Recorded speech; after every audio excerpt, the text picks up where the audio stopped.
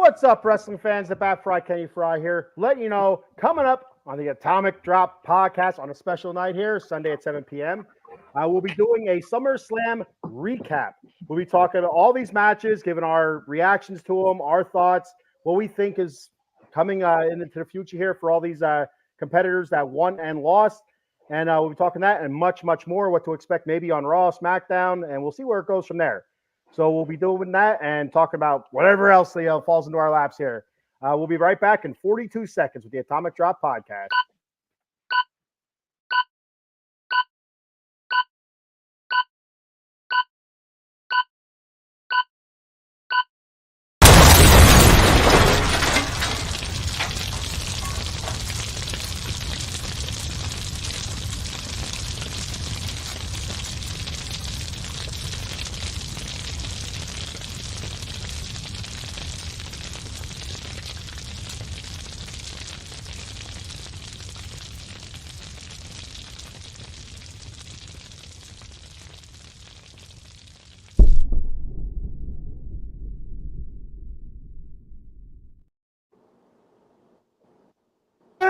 It's fight night!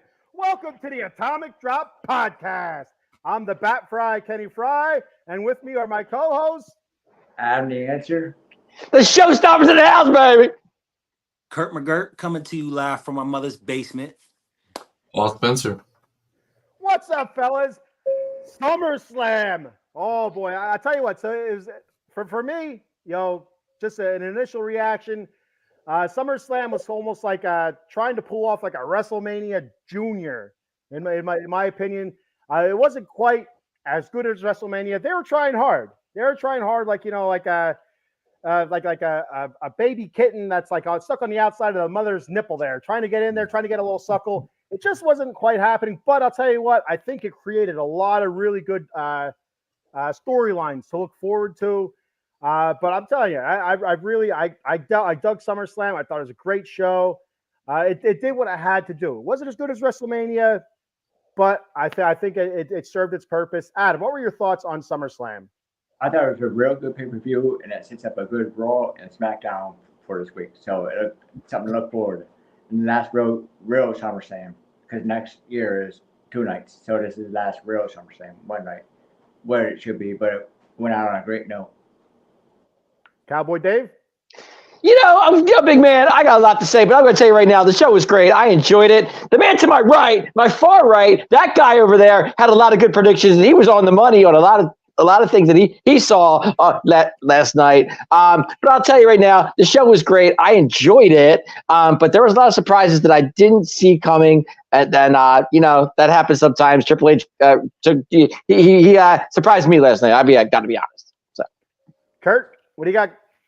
I really enjoyed the show, man. There was a lot of wow moments. They've really been keeping me on the edge of my seat, and that's something that's been missing for a long time. Paul? Man, I tell you what, just like Adam said, storylines. I can't wait till this is the way it's going, because who would have thought it would have ended up the way it did last night?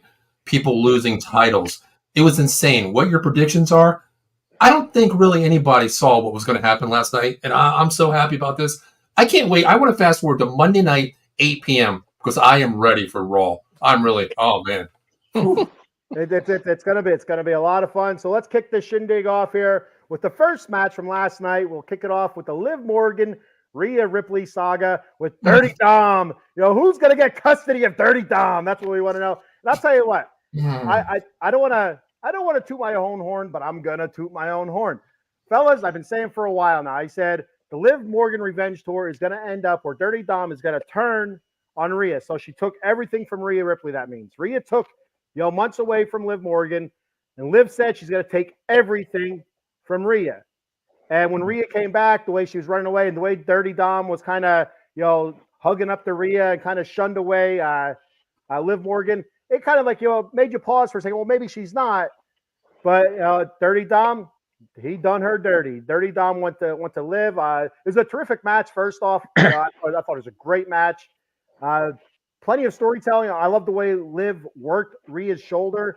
I want to hear your guys' reaction on this. I wasn't a huge fan of Rhea Ripley with the separated shoulder, then she knocks it back in, Lethal Weapon style.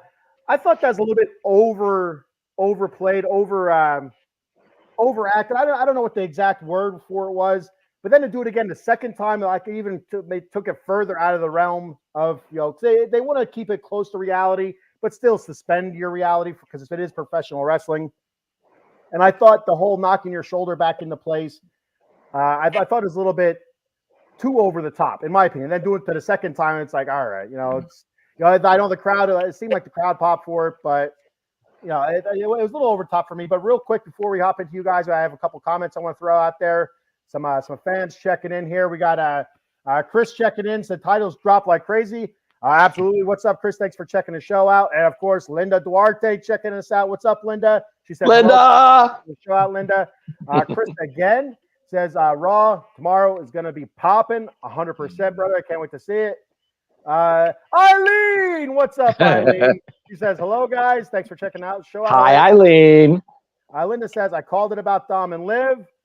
And she did. Chris one more time says, sorry, Dom smashing cheeks. LOL. I tell you, Dom is a lucky fella. That's all I'm going to say. I don't know how man. he keeps stepping in it, and that's it. Cowboy Dave, kick us off with this match, brother. What were man. Let me tell you, this match was absolutely outstanding, and the right girl did win this match by all means. I was so happy to see Liv pull it off. With the shoulder thing you were talking about, and I said this previous shows, if you guys remember, I did say that Rhea was not 100% going into this match, and I knew she wasn't. Her shoulder popping out, that was nasty, guys. I don't know about you guys, but I thought that was pretty nasty. And then to hit the table with the shoulder, the pop it back in, to me, that was just like gross. It grossed me out. It really did. Seeing that, I was like, oh God. And but in the long run, you kind of saw it coming. You kind of saw Dom, going to pull something off with Liv, which she did. Kudos to Rhea. Rhea was great. Liv was great. The match was awesome, without a doubt. But in the long run, Dom got what he wanted. Liv got what she wanted. And Rhea, well, Judgment Day is dying fast. So that's all I got to say about that. Kurt? The match was good. It gave me more than I initially expected from it, which is good. I agree with you with the shoulder thing. 1 was enough. 2 was kind of all right now. But overall, it was a great match. Good opener. Paul? Yeah, I agree with the shoulder thing there. Not once, but twice. The second time into the turnbuckle, doing all that. That was a little bit over the top for me. But honestly, I just want to ask, before you go to Adam here, when Dom grabbed the chair from Rhea to help her in a way you're going to get disqualified, don't do this. Did anybody think the turn was still going to happen? Because I'm thinking like, oh, damn, wait, what's going to happen here? He's not going to turn. Then at the very end, of course, it did. But you know what, Liv? I'm done with you. I'm tired of you. I hope Rhea whips your ass next time because I'm done with Liv. Whoa. Am I hearing this right? Yeah, you're hearing it right. You're hearing it right. You're jealous. You're turning on Liv, Morgan? I'm done with Liv. To me, you know what? It's Tiffy time and it's Rhea time for me. I'm done. I'm done with Liv. Wow. Done. That's jealousy. No, it's not jealousy. Well, you know what? Listen, I'm better than Dom, okay? I run out of the box sports entertainment. What does he do? Eat a chicken nugget? Yeah, that's it. That's all he eats, chicken nuggets. I eat filet mignon, brother. I'm better than Dom. Okay? Come on. Adam, what do you got? I thought it was a great match, and I know the outcome was coming for months. I know Dom was going to turn on Liv. But the way they did it, turn on Rhea, but the way they did it was great. They made it look like an accident, but then the big kiss, which is great. Still, good match, the open show. So back to Paul with your question. Like, so when Rhea went back with the chair and Dom grabbed it from her, that did that for a second there. I'm like, well, maybe he's not going to turn on, because I thought for 100% the end game was that Dom turn on Rhea and go with Liv. But when he grabbed that chair and started yelling to her, you can't win if you hit her with the chair. I'm like, all right, well, maybe I got this wrong, but in the end, you seen it. It was just to save Liv from getting smashed with a chair, basically. Because remember, he pushed Rhea out of the way too on that jump out of the ring too. And I'm like, oh well, man, 2 times or he saved her here. It's got to be something here. Well, and so you have to wonder, did he push her out to kind of cushion the blow for Liv because there's a chance that Rhea, as big as strong as she is, she catches Liv and maybe slams her or rams her into the edge of the ring. That's where my mind started going after after the end of the match. Like, okay, maybe some of these things that did happen were kind of to help Liv, but not because he could have let Rhea hit her with the chair and then went in and checked on Liv. Like there could have been a different outcome, but not wanting to see Liv get hit with the chair was probably more important to him. So that's true. And so the one thing that the camera caught there after Liv got the 1, 2, 3 on Rhea was the big smile on Dom's face, that caterpillar on his lip there, wiggling around. He had the biggest smile on his face, and the commentators were still kind of playing it off like, "Oh, Dom did it again. He crapped the bed with this again. He screwed it up." But he was smiling right off the bat. He wasn't. And then he gave Liv the big old smooch and tickling her lip and stuff with that caterpillar. And I thought it was perfect. I thought it was perfect. Perfect, but perfect, yes. But you kind of saw it coming in the end because when Dom put the chair out there, you kind of like, okay, bang, Rhea's done. Like Man. Liv did her, her move. Rhea hits the chair, game over. So you kind of saw, it was kind of, saw it coming. But in the long run, Liv's tour lives on. Deal with it, big man. That's all I got to say. That's how I seen it coming, brother. I mean, I'm dealing with it. I think it's going to lead to some terrific matches afterwards. Any other thoughts on this match before we talk about what we could be seeing in the future with this feud?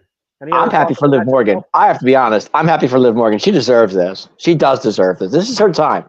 Rhea had her time. Rhea had her moment. This is Liv's moment. This is what it is.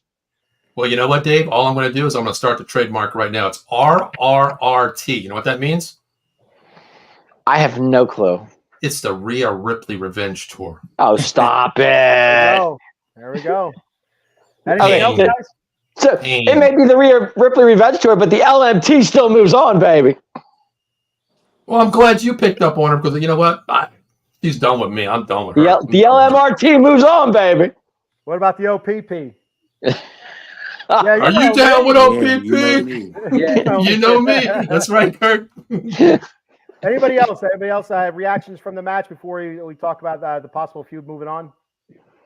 One thing real quick. Did you guys see how many views that Kiss heard around the world and seen around the world got on WWE? I can only imagine. 2.4 million views. Unbelievable. Not even a video, the picture.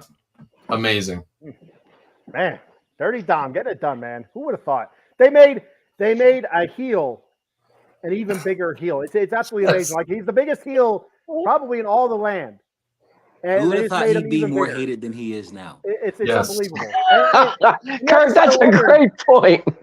Yeah, you have to start wondering how much of that is jealousy. It's like, God damn it, how does he keep doing this? But you know what the crazy thing? It makes us guys think like if Dom can get Liv, we can all get some model some way, somehow. You know what I mean? Like I like chicken nuggets too, but damn, come on, Dom? Really? Dom?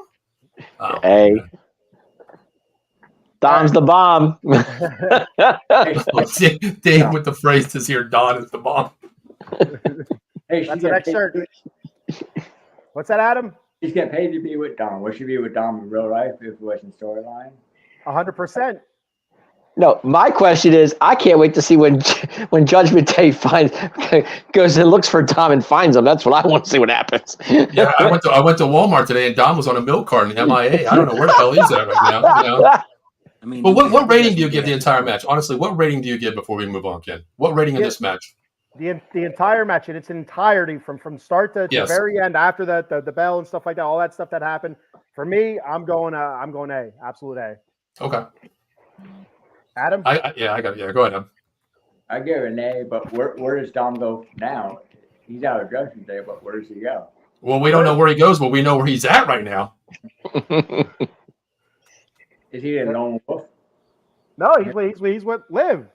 Yeah, him and Liv, but I guess they're not a part of... Well, so Adam, so when we get to the I already gave it away, to the Damian Priest match later on, we'll talk about what's going on with Judgment Day once we get to that part. I have some thoughts on that. Great on the match there, Cowboy Dave. I'm going to give it a B plus, honestly, guys. Because I'll tell you why. Because a B plus to me the match was great. Don't get me wrong, but it was too predictable to me. If it wasn't as predictable as we knew it was going to happen, I'd give it an A. But a B plus, that's what I'm giving it. Kurt. Yeah, I'm gonna agree with the Cowboy and give it a B plus, man. Same reasons. All right, Paul. I'm going to go A, even though it's not the way I wanted it to happen. But I think the storyline opens up so much more here. As we're going to conclude to the next event coming up. But it's this storyline right here. Liv, Dom. Now it's the Rhea thing. It's going to take you for another 3 months here. What's going to happen? I love the storyline, and I love the way it played out. We thought Dom was like, okay, he's helping Liv, or he's helping Rhea first. Okay, what are we seeing here? Then at the very end, the kiss heard around the world, seen around the world. It happened. It was great. I get a solid A. Yeah, like I don't see this ending anytime soon. Like Paul just said, it's going to continue. It's going to be a couple matches, and the culmination. I don't know if it'd be Survivor Series or even later. I don't know, but it's gonna continue, and right into tomorrow night. So, real quick, and I'm sorry, I want to say one more thing. I think one thing happens here regarding this match here. Rhea finds someone else, and there's going to be someone else that joins them, and I think it might be Yeet. Yeet.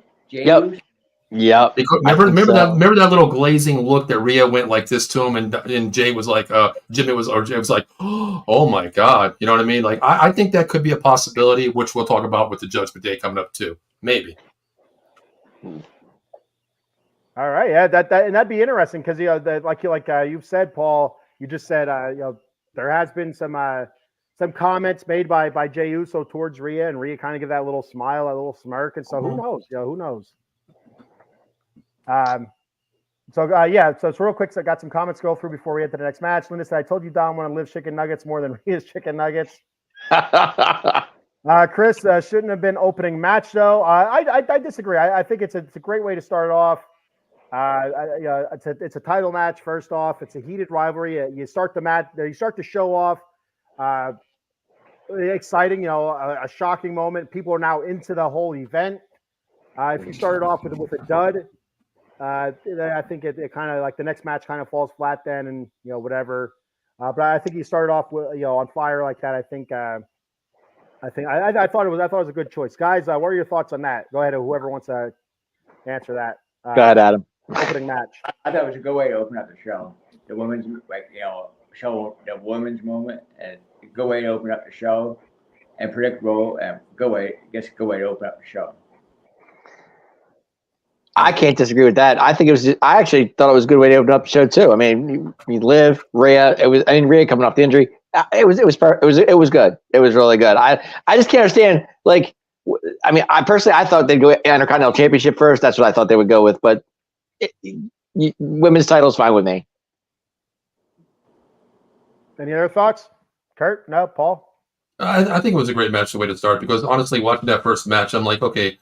It's going to be one of the best matches, of course, with the entertainment coming in there, the Procolia 2, Rhea versus Liv, all that stuff, the drama. But the way it opened, I ended up, after watching that match, I'm like, my words were like, holy shit, that really just happened. So now I'm like in tune for the whole event here, like the whole card, like, oh my God, okay, now it's got to go higher and higher and higher. Way to set it off. The tempo was set right from the beginning to me. Yeah, that's why you start off with fire, I think.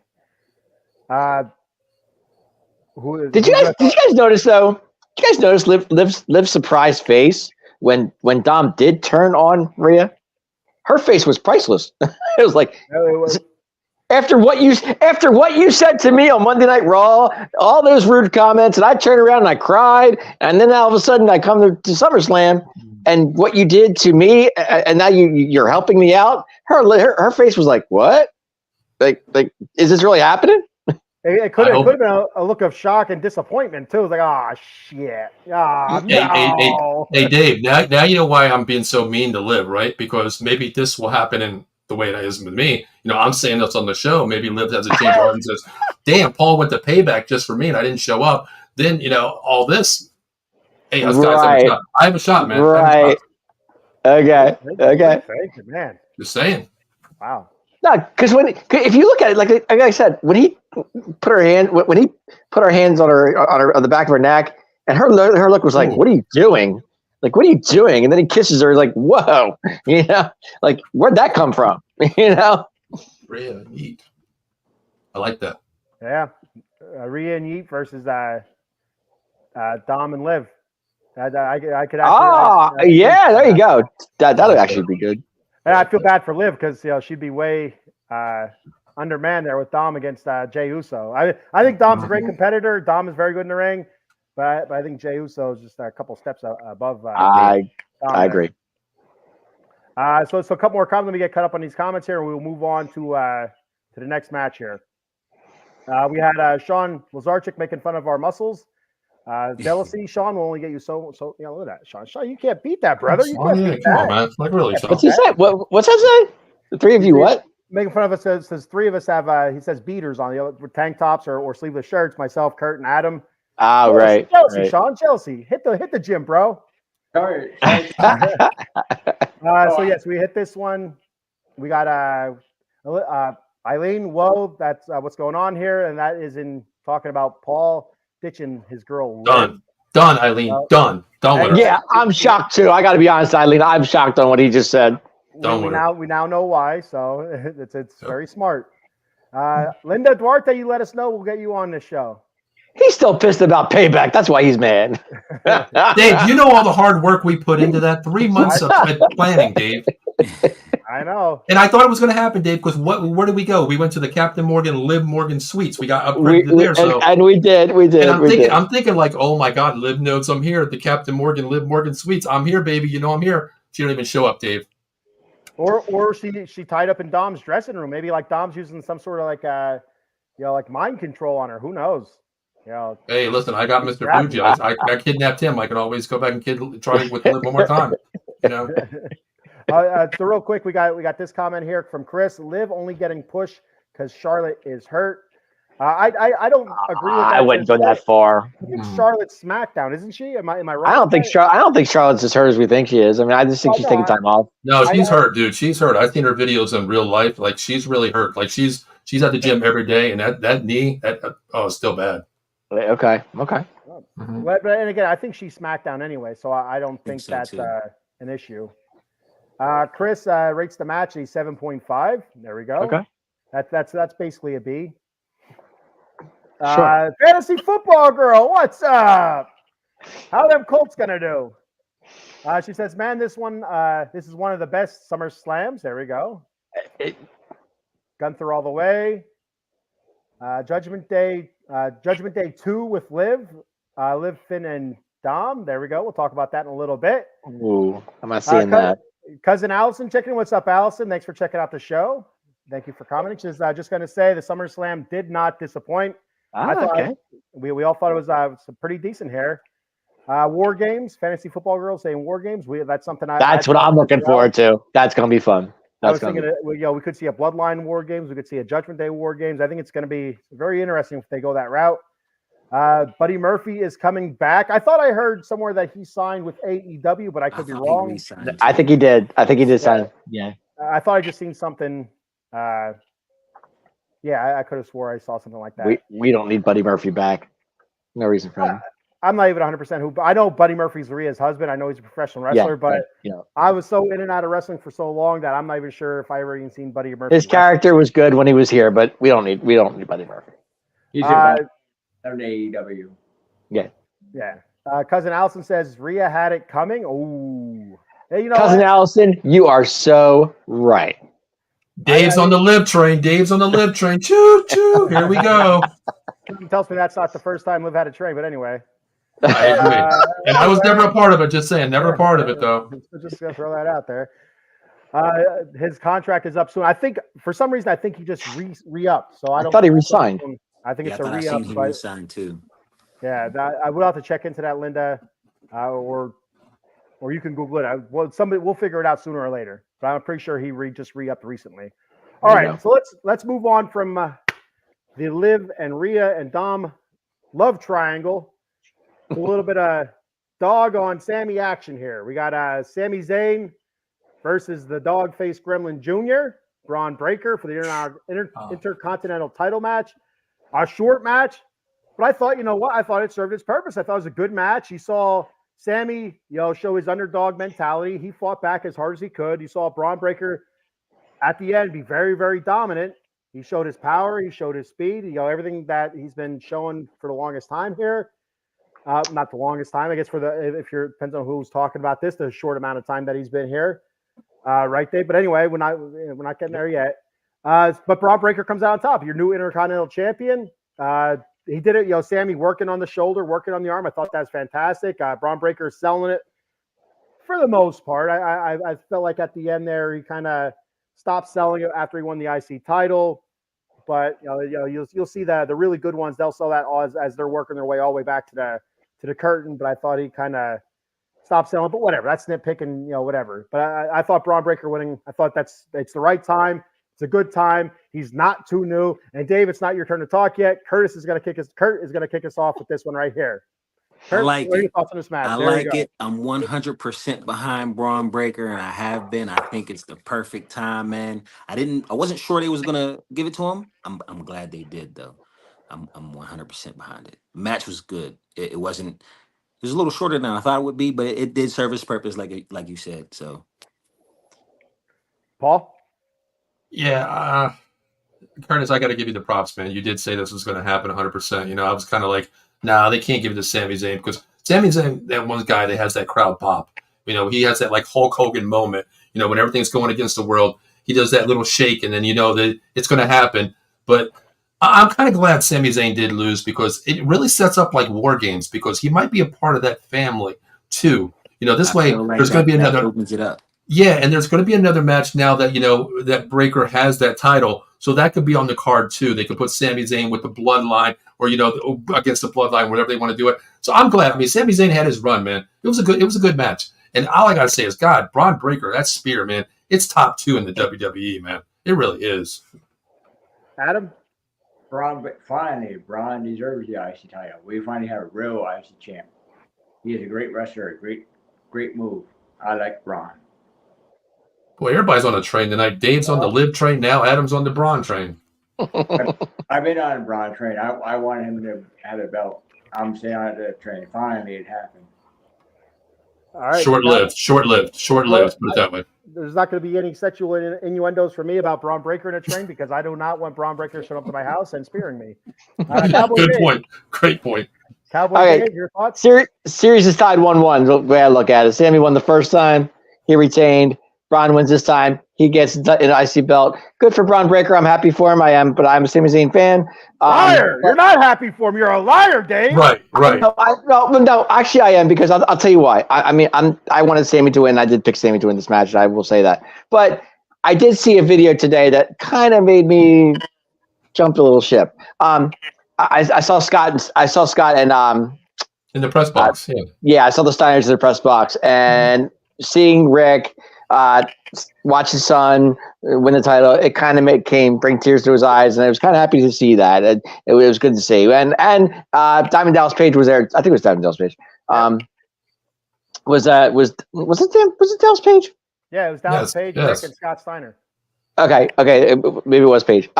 Which was cool. It was. Okay, it was. Okay, okay. It was with those three. Seeing those three together, watching Braun win, it was kind of an emotional moment, which was good. But that's, to me, that just sets it up for another. Sami Zayn will get another, he'll get a return match and a rematch, which he deserves. And, maybe he'll be on Raw tomorrow night. Who's to say? We'll see. I don't think you see Sami. I think Sami might be off for like a couple of weeks. I wouldn't be surprised. I'm not saying 100%. I'm thinking, my feeling is that we may not see Sami for maybe like a week or two. Okay. I kind of hit the reset button on the IC title. I don't think you see Sami because of the whole bloodline thing that Paul mentioned before. Mm-hmm. I think maybe this hits a reset button on that. You're going to see more Ilya Dragunov versus Braun Breaker. They're going to start setting that stuff up. And that's the next hot thing right there. To be 100% honest with you, 2 newer superstars. And Sami, and like Paul said with the whole Hulk Hogan thing, Sami still doesn't need the IC title. He still gets a tremendous pop. 1, because of his entrance, his music. 2, because he's a tremendous in-ring performer. 3 is that Hulk Hogan factor where, he starts shaking and all that stuff where it really hypes people up. And, when he's getting beat down, he has that underdog thing going for him. So I there's a chance. I'm not saying that my thoughts are kind of like on both sides of the fence here. I'm like, maybe he comes back tomorrow. He, once his rematch right away, you see it tomorrow night, he loses again. Because I don't see them giving it to Braun Breaker for one day and then taking it away. I just don't see that happening. But I could see it happening where Sammy, invokes his rematch clause right away Monday night and loses again. But then that opens it up for the whole bloodline thing. Or I could just see him not be on TV for a couple weeks, and then it kind of hits the reset button on the IC title where you kind of forget Sammy in the IC picture, and then it pushes him right into the whole bloodline storyline where Roman Reigns is going around to recruit or whatever. He needs his Usi buddy or whatever you want to say. That could be one of the things that could happen. But Sammy's still one of the top people in the organization, just because the crowd loves him. I was watching Braun on his press conference, and he complimented Sami Zayn as great as he is, and he held the title for a pretty long time. But beating a Hall of Fame, a soon to be Hall of Famer one day, I'm sure he will be. Yeah, it made his day. But my point is, on the match itself, it was kind of short. It could have been a little longer, but time wise, it is what it is. Yeah, but I think you got to go with who's in the match. We know Sami Zayn is the marathon guy; he can go 60 minutes in the match there. But I think it was all Braun Breaker, because honestly, when was the last time you seen Braun Breaker go for more than 5 minutes in a ring? It's been really never. Think about that. So it had to be a short match. I think that the only time I could think of where he's gone long, there's two matches, him and Sheamus. That match, Sheamus took him into deep water, which Sheamus does all the time. I love Sheamus just for one of that. That's one of the reasons why I love Sheamus. Is because usually his matches are long and they're tough physical matches, and you could see the other guy what they got in him. And the other match would be the last time Braun Breaker faced Sammy, which was kind of a surprisingly longer match than what Braun Breaker's used to. And then my biggest problem with that match was that Sammy came out clean. Won that match clean. It didn't make sense why you build Braun Breaker up to be a monster. Then it gets pinned 1, 2, 3 clean in the middle of the ring without any sort of, goofiness happening. That was my biggest problem with that match as well. Yeah, I see.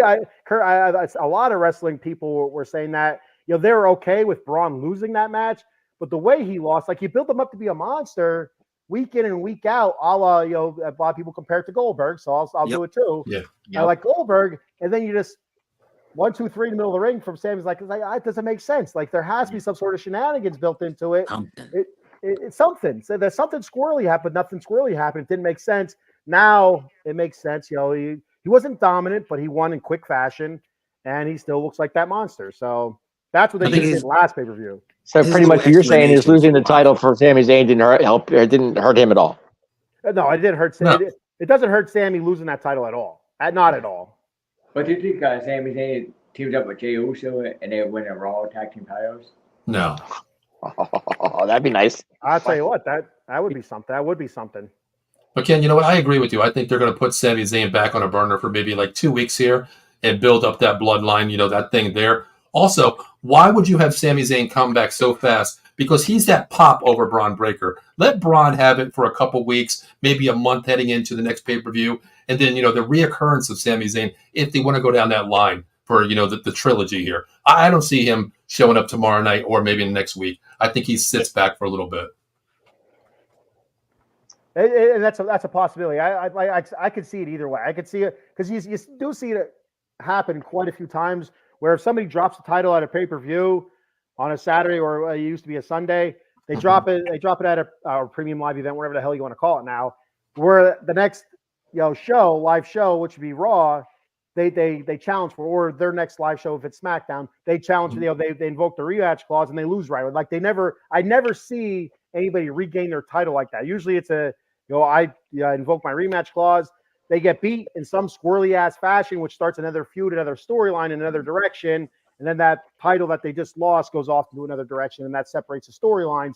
And that's one possibility I could see happening. But I think the more plausible possibility is he just took a beating from Braun Breaker. You don't see him for a couple weeks as you have Roman Reigns searching for a team to battle the bloodline because he can't do it himself. It's not going to be himself. And Cody's not going to help him either, I don't think. Any other thoughts on this match? What's your grade? What's your grade for this match overall? Kurt? I'll give it a B-. I just wish it was a little bit longer. Dave? I'm going to give it. I'm going to kind of agree with Kurt on this, but I'm going to go B. Just give it a B. Adam? I'll give it an A- because I like Braun and I like the outcome. Wow. Paul? B. Easy B. And that's where I was going also. B, I like the outcome. I do wish it was a little bit longer because the way Sammy was working that arm, I thought it could have been a little bit longer. You could really, really work that and keep it going. But for some reason, it almost felt rushed. But overall, I thought, for what it was, that's what it was going to be. So I give it a solid B.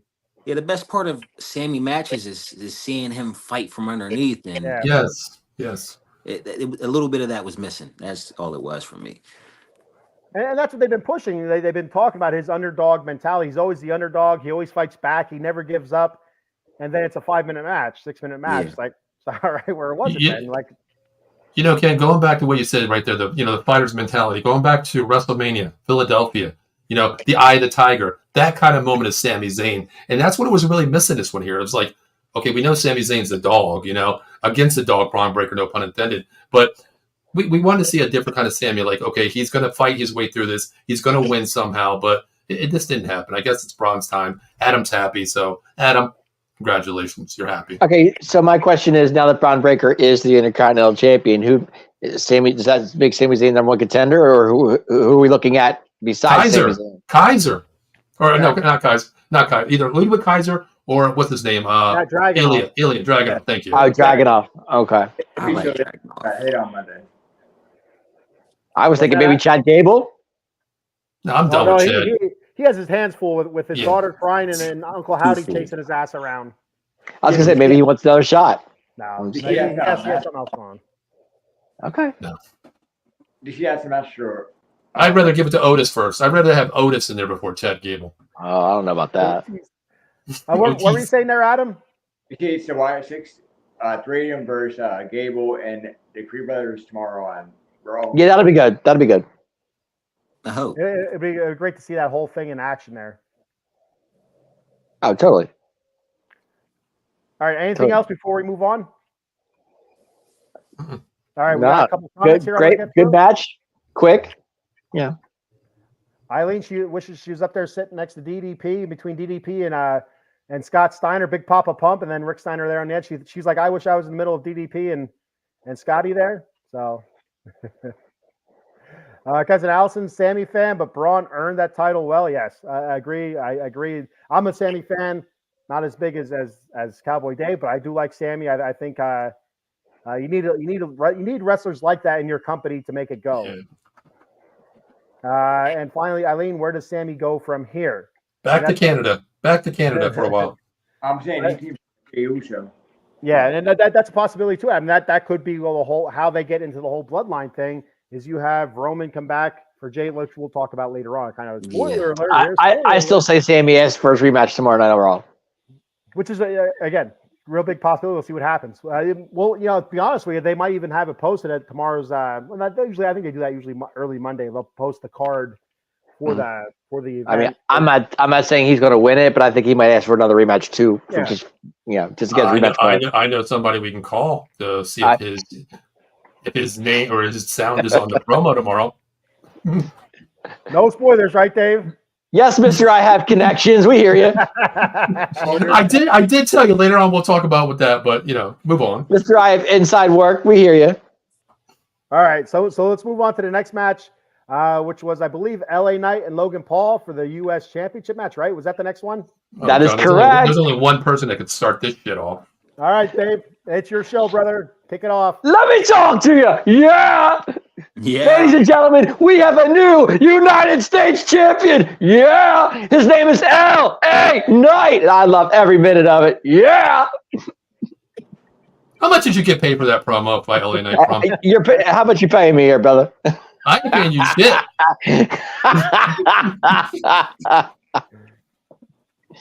It finally happened, guys. I was so excited. He definitely deserved it. It was only a matter of time. I've been waiting for this for a long, long time for LA Knight to finally get a title, and he finally did it. That is true. And he beat that Logan. That Logan Trash Paul, who's a very talented, very athlete. I have nothing to say about Logan Paul. He's a talent athlete, except for the brass knuckles crap. I can't take that. But anyway, well deserved. LA Knight, roll with it, man. You deserve it. All right. So my thought, great match. Logan Paul is phenomenal in the ring. He's a terrific heel. It's just unbelievable how well he's done in the ring in such a short amount of time. And I'm glad that LA Knight has the belt because you don't see enough of Logan Paul to get any satisfaction of him being champion. Just like when Brock Lesnar had the world title, it's just not enough. And especially for a minor title. Like the heavyweight championship, you can kind of get away with it where you're only seeing that guy wrestle once every major pay-per-view. But with the minor title, the U.S. Championship, you want to see that defended every premium live event or once in a while on TV. You want to see it more often. So I think it's fantastic that LA Knight has that belt now. Terrific match. And I want to bring something up here real quick. It was Eileen. Eileen said once you saw Machine Gun Kelly, you knew he was going to interfere somehow. As soon as I seen that bony asshole, I'm like, oh man, we're gonna have Machine Gun Kelly here. He's gonna do something stupid. He's gonna help Logan Paul to win, and he tried. I'm not a big fan of Machine Gun Kelly. I don't know his work. I know he's a rapper and a rocker or whatever the hell he is. I don't know. I wannabe rapper, Ken. Let's talk about that. Yeah.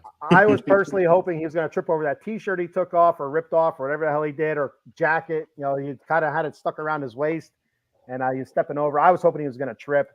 But overall, I thought the match was fantastic. LA Knight, great job. Logan Paul, again, I seen something where Logan Paul was hurt. He came out of that match a little bit banged up, but I didn't see what the injury was, so I don't know the extent of it. But you have to wonder, for me personally, well, not personally, whatever. I don't give a crap personally anyway. But we all know, if you're a wrestling fan, you know that Logan Paul had a controversial tweet. We're not going to get into it here because we're not political. We're not going to do that. And we don't want to, ruffle feathers or firestorms, or we don't need that crap here. But anyway, he did put out a controversial tweet, I guess like a week ago. So you have to wonder if this was the outcome all along, or if that tweet had something to do with it. I think this was the outcome all along, but I wonder if you don't see Logan Paul for a little while to let things kind of simmer down, because it seemed like he was in a little bit of hot water, even though he did apologize and whatnot or whatever. So again, I think this was the outcome all along, but you have to wonder a little bit if that tweet had anything to do with it. But who wants to go next? Just take it away. Logan Paul surprises me every time I see him wrestle. He's a great athlete. It comes natural. I like him. I didn't like it at first, but I grew to like it. Amazing match. I've been on the LA Knight train since it was the Eli Drake train. I'm right there with you, cowboy. I'm glad, because it seemed like every time he was getting close to something, they'd snatch it right away, and it would just irk my soul. I'm glad he caught that title last night. Adam, go ahead. I thought it was great for LA Knight. He is great on the mic and deserves title around his waist. Finally, it happened. Now I see why he's winning Money in the Bank, but he'll be a great U.S. champion. It's great. Boy, oh boy, LA Knight. Okay, whatever. Who cares? But you know what? No, if you're gonna do it right, big man. I'm telling you, do it right if you're gonna do it. Damn. Let me speak. I just muted his ass anyway. Let me speak now without interference. Okay. No, I'll bring it back. No, listen, congratulations to LA Knights. Well deserved. Dave, I know how much of a big fan you are, and Kurt, I know you're the same way with you. Going to Payback, Dave was leading the line outside. He's singing LA Knight to 1,000 million people outside. So I know he's a big fan, number one. Kudos to LA Knight. You deserve it. But you know what? I'm not going to take anything away from Logan Paul, just like Kurt said. Ever since that one match when him and Ricochet met in the middle, he sold me right there. And I tell you what, the best thing I seen last night from Logan Paul was that kick up off the rope flip. That thing was like, good God. Dude, I know you're a superstar, 24 million followers. I get that. But for anybody to come in the ring and do this the way he's done this, my God, dude, you're amazing. He really is. He puts dedication into it, and I respect that, man. Yes. Well, he takes it seriously. What the key is here is he's somebody. You see celebrities coming to, they don't take it seriously. They're there to get their name boosted up or to push whatever they're pushing, and that's it. The dude, it seems like he's in it for not the long haul, but because he's in and out. He has other stuff. Because he likes it. He's a megastar, Right. but yeah, he likes the business. He loves the business. He likes doing the athleticism part of it. It's and that's what he's very athletic, which shocks the shit out of you. It really does. Surprising. It's really surprising how athletic the man is, and not only that, but how he works the crowd. Yeah. He plays the crowd so well. They hate him so much, and yet he still has a gajillion followers. It's like it boggles my mind how they could hate somebody so much. But 58,000 people at that show, or whatever it was, 59,000. There's probably over half of those people follow him, and on social media, but they're booing him.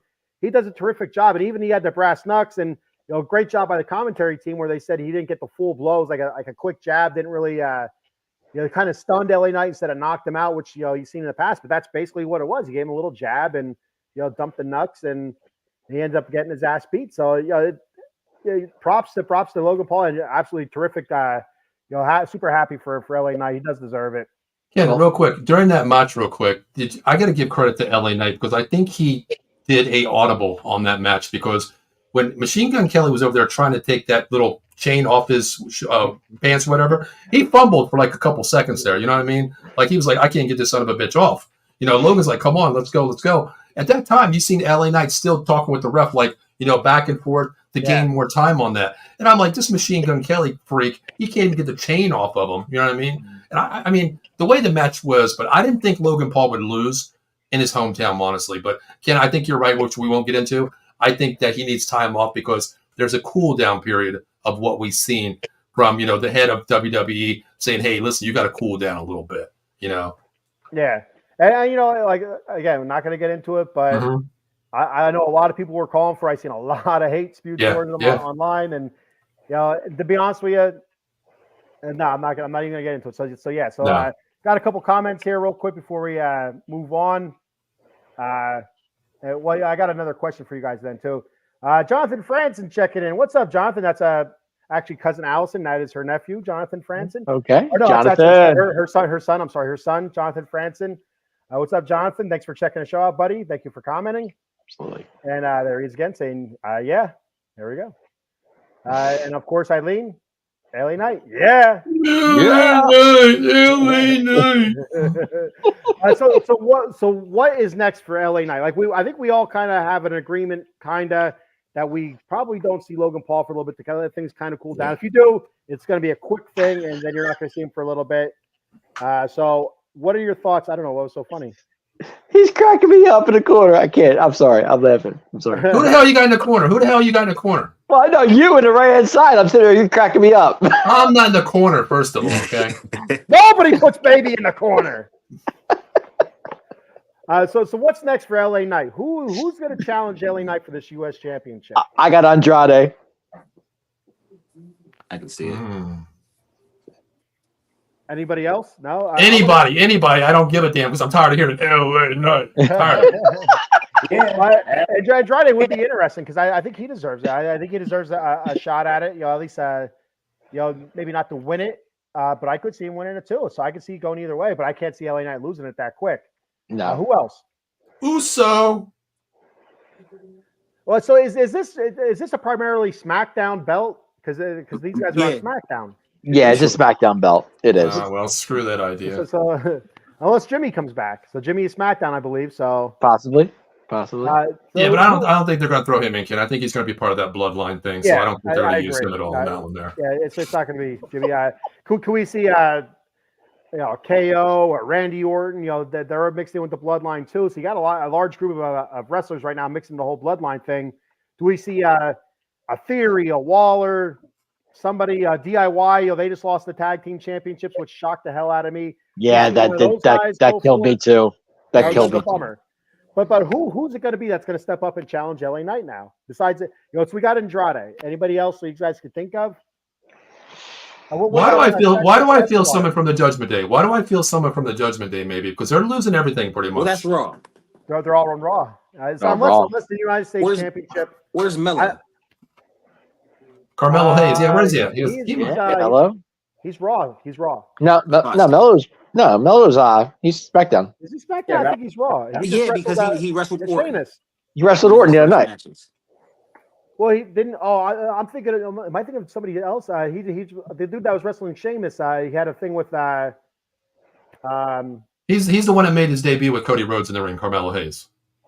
Oh man, I must be thinking about somebody else then. No, I know Melo's SmackDown. I saw him Friday night. He wrestled. Yeah. Probably Melo. Melo will probably step up. Okay. It's somebody newer, somebody younger. He actually lost. He lost to Andrade. Melo lost to Andrade the other night on SmackDown. Okay. Well, okay, you figure you got LA Knight, one of the biggest guys on the microphone, in-ring microphone, okay? You don't need that superstar just like, to come in here and take the mic away from him. What other guy maybe we can try to push from the back room to give LA Knight, to move him forward with LA Knight? Apollo Crews? I don't think Apollo. He had his time when he first came in, like the Tony Atlas of the world. I don't think they could push that, no. I'm just throwing out names. Yeah, I don't. Mm-mm. I was thinking Santos Escobar. Could be. I don't know. But I like Andrade. I do like the Andrade thing. I do. I think that they make some great matches. Andrade, I don't know if he's super great on the mic. I like he doesn't. I don't never really hear him talk a whole lot. Really, his actions are better than his words. Yeah. So. Yeah. Because we know it's not going to be one of the big superstars because they're not going to go down to that kind of title. They're not going to go down that far to that U.S. championship. They want the big title, so it's got to be someone mid-level that can take this away too. John Cena. Hey, well, you know what? You never know. The John Cena retirement tour has started. You could see him, challenge for it. Lose. I wouldn't see him winning it, but I'd really.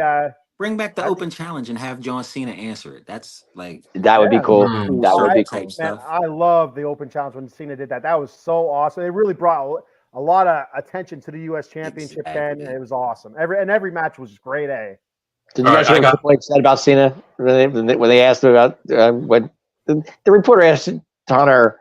He was like, "When is John Cena come back? We haven't seen anything." He's like, "John can do what he wants whenever time he wants. It doesn't matter." So I thought that was kind of.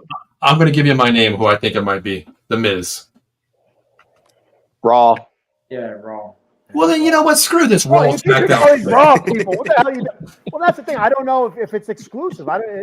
It's been challenged only on SmackDown, but does that mean it's exclusive to SmackDown? I don't know. I don't remember. Why can't we just have an open league where this? I want to challenge Ken this week. It's a SmackDown title. It just is. I mean, The IC belt belongs to Raw and US belongs to SmackDown. SmackDown, right? Adam, I correct. don't know if I ever heard that officially. It's just that's how it's been defended. So I guess maybe it is. Yeah, I don't know. How about Kevin Owens? Well, Kevin Owens. How's that? And that's why I said KO, Randy Orton, but they're all involved into the bloodline thing. So I don't know. I think LA Knight keeps it for a while. Yeah, I think LA Knight keeps it for a while. All throughout Survivor, Blood Wars, I think he keeps it that long because the storyline is too strong right now. Even with the Liv situation, the Roman, which we'll talk about coming back, I think it's too huge. LA Knight has to control, this title for 3 to 5 months. I think so. All right. So let's move on to the next match because I think we pretty much agree it's going to be somebody from SmackDown and he's going to hold it for a while. All right, a couple comments. The mayor of Las Vegas checking in. Rob Hefner, what's up, Rob? What's up, going Rob? Checking out the show, buddy. Robbie, the man that got me into podcasting. Then we have Jonathan checking in from YouTube this time. Thank you, buddy. Thanks for checking in. Make sure you like, follow, subscribe, everybody out there watching right now. We have 56 live viewers currently. Like, follow, subscribe, Facebook, YouTube, X, or Twitter, whatever the hell you want to call it, and Twitch. Appreciate it very much. All right, so moving on to the next match. What do we have here? We have the was it Gunther next, or was it CM Punk? Actually it was Nia. Nia Jax, all right. Nia and Bayley. All right, so let's go to Nia Jax and Bayley here. And Dave, I will kick this one off. I am not one to say these words, but I am one to say these words. I told you so. I told you so. From the mountains and the hilltops, Nia was going to win the championship. She deserved to win the championship. She has been outstanding since she's came back from her spanking, from hurting everybody, and she's been phenomenal. Since she's become the queen of the ring, she's done a great job, and here she is. The queen is upon us. She's the champion and the queen. And did you guys think that Tiffy was gonna cash in on her? I thought for a second. I'm not, as much as I'm on the Nia Jax train, and yes, there is sexual innuendo. No, I'm just kidding. I'm on the Nia Jax train here. I like Nia Jax. I thought she's been very good in the mic. I thought she's been very good in the ring as a bigger, dominant girl. You know, she's not going to be acrobatic, even though she did have a pretty nice rolling senton. I thought it was. I think that was the movie that she did. That was pretty, you know, nice little flipsy do there. You know what I'm talking about. If you don't, then I don't know. I like that. The flipsy do. I like how you call it the flipsy Flipsy, do. I like that. flipsy do. Little flipsy do. I mean, you know, if I was the commentator, that's what I would call it. I think they called it a rolling senton. But she did a great job. She really did. She's not going to get fancy in the ring. You're not going to see anything crazy, you know, like acrobatic type stuff. But you know, that is what she is, a big, dominant wrestler, and that's what you got from her against Bayley. Bayley. And Bayley, to be honest with you, I felt like Bayley didn't have a chance.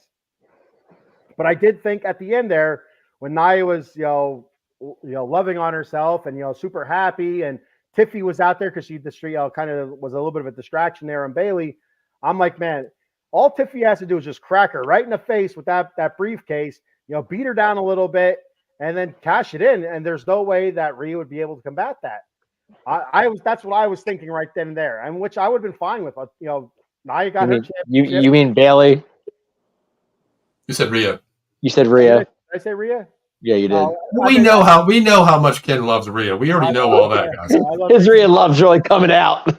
Oh, I don't know if you noticed my little tagline with my name. I see that. It says "Mommy's Poppy," so it's right here. But anyway, I meant Tiffany Stratton cashing in on Nia Jax, and you know I could have seen you know, there was a world where in my head I'm thinking like, you know, I could see her cash it in right here. Is she going to cash it in?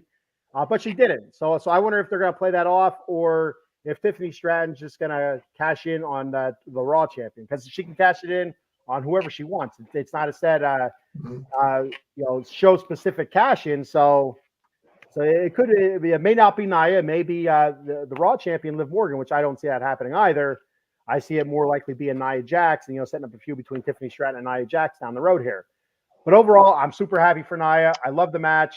But real quick, back to the last match. The great for the last match, LA Knight, Logan Paul. I gave that an A. You know, this match here, Nia Jax and Bayley, I'll give that a B+. You know, I thought it was a good match, and that's, you know, basically what it was.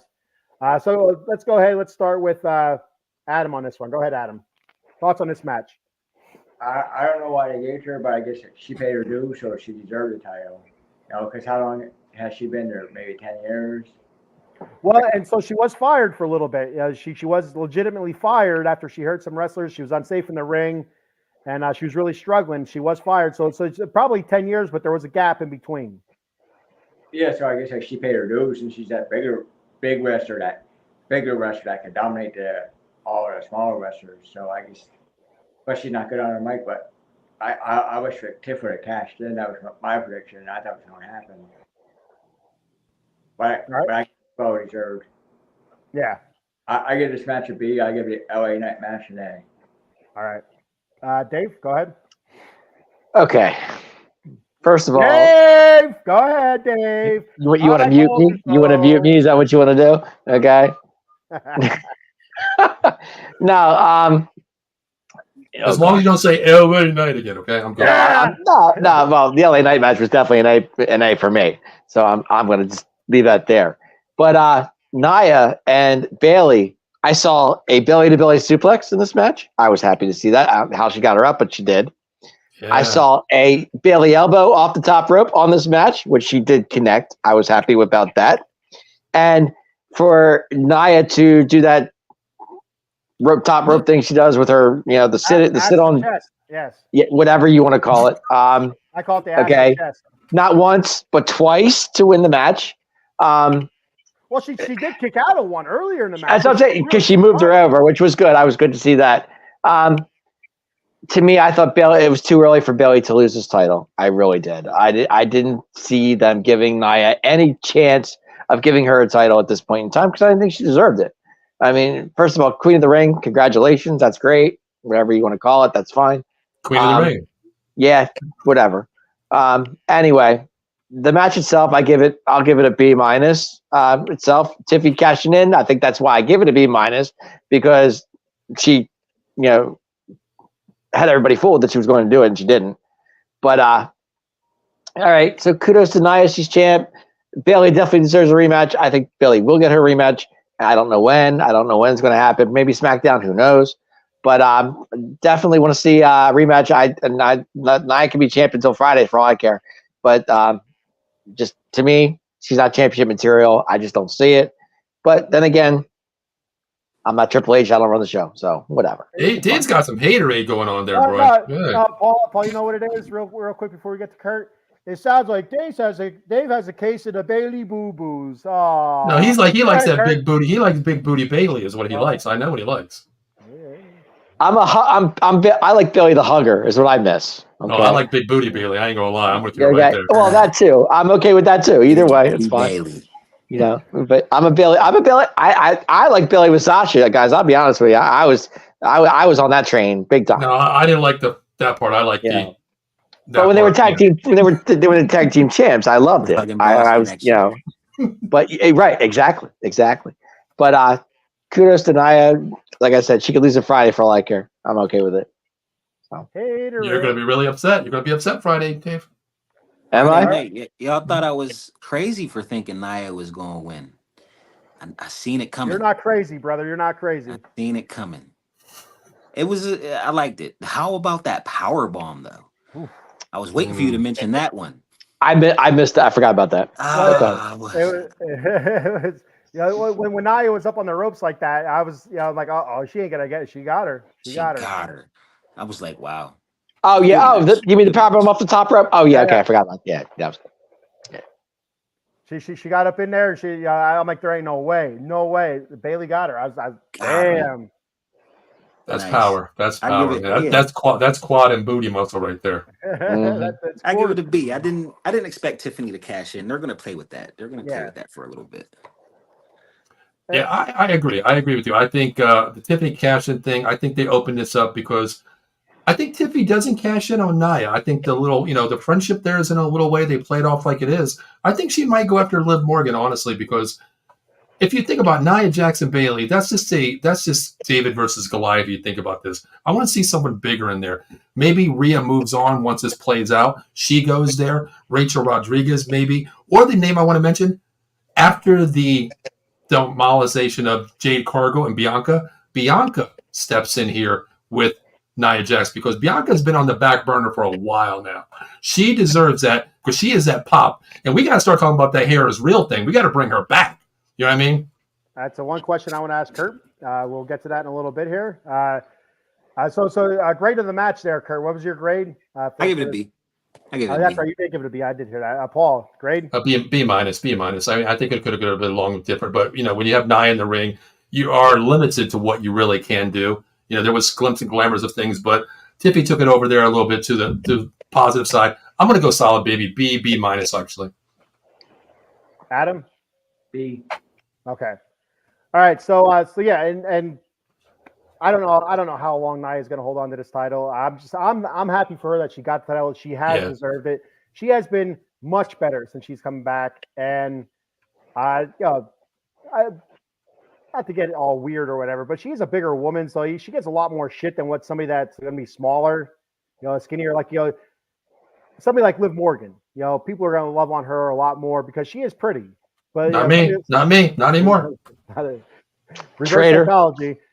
Nia Jax, whenever she screws something up, it's going to come down a lot harder on her because she is a bigger, clumsier woman. It is what it is, and I think she deserves it. She's done much better, and I'm glad she's a champion. How long it's going to last, I don't know. I don't see it lasting. But Bianca Belair, Jade Cargill. We did mention Charlotte Flair, where she's at with her rehab. I'm not really sure. Like Paul said, it's still pretty messed up, so it could be a while yet. Raquel Rodriguez, I'm not sure what show she's on yet. I think she's on. Yeah, she's on SmackDown. So there's a couple of really strong type women there that you could see, possibly put in a challenge to the championship there. So it's what is that girl's name? Damn. Lyra Valkyrie. She's raw. Lyra Valkyria. She's raw. I mean, I don't She's know. wrong. Kurt's got that like emotion there. When I said that, what happened, Kurt? No? She's not doing it for me. No. Okay. Okay. Did you Kirk? Did you like her in NXT? No. No. No. Wow. I love Lyra Valkyrie. I think she's fantastic. I love her too. I think she's great. Kurt just muted you without the damn mute button. How's that? He said LA Knight to you, but Kurt's a big LA Knight fan. He did. He literally did. I was surprised. I thought he liked Lyra in NXT. I didn't. I want to like her. I love my Irish woman. She's just Okay. not doing it for me. Then who would you put in there right now? Let's say Nia keeps it for a month. Who are you going to bring back? Dave wants Bayley this Friday freaking night. You know, Kurt. Who do you want to take the play? If somebody beats Nia, who is it? To take it? Yeah, take the title away from Nia. Who do you think that would be the best storyline to take it away from Nia? We're talking about storylines. This is your show, Kurt. Take it. You own it. Write it. I mean, I like where I think they're going with Tiffy, but if we're not talking about Tiffany, that's a hard one. Naomi. Naomi. Hey, I think Naomi deserves it. Naomi? I can't get behind the glow, man. I'm not behind the glow, bro. I'm not. Not behind the glow? No. But she's one of those wrestlers that they show up all the time. They're there. They put on great matches, but they don't get over a whole lot. They don't win many matches. They put the other people over. Yeah. But you could see something where there's that upset. You know, she doesn't hold it long. She could upset Nia Jax. Maybe hold it for 3 seconds until Tiffany cashes it in on her, and then you set up for possibly Nia Jax Tiffany Stratton kind of thing there, where Nia wants her belt back, and because you could see maybe even Naomi being a bridge type wrestler there, a bridge champion.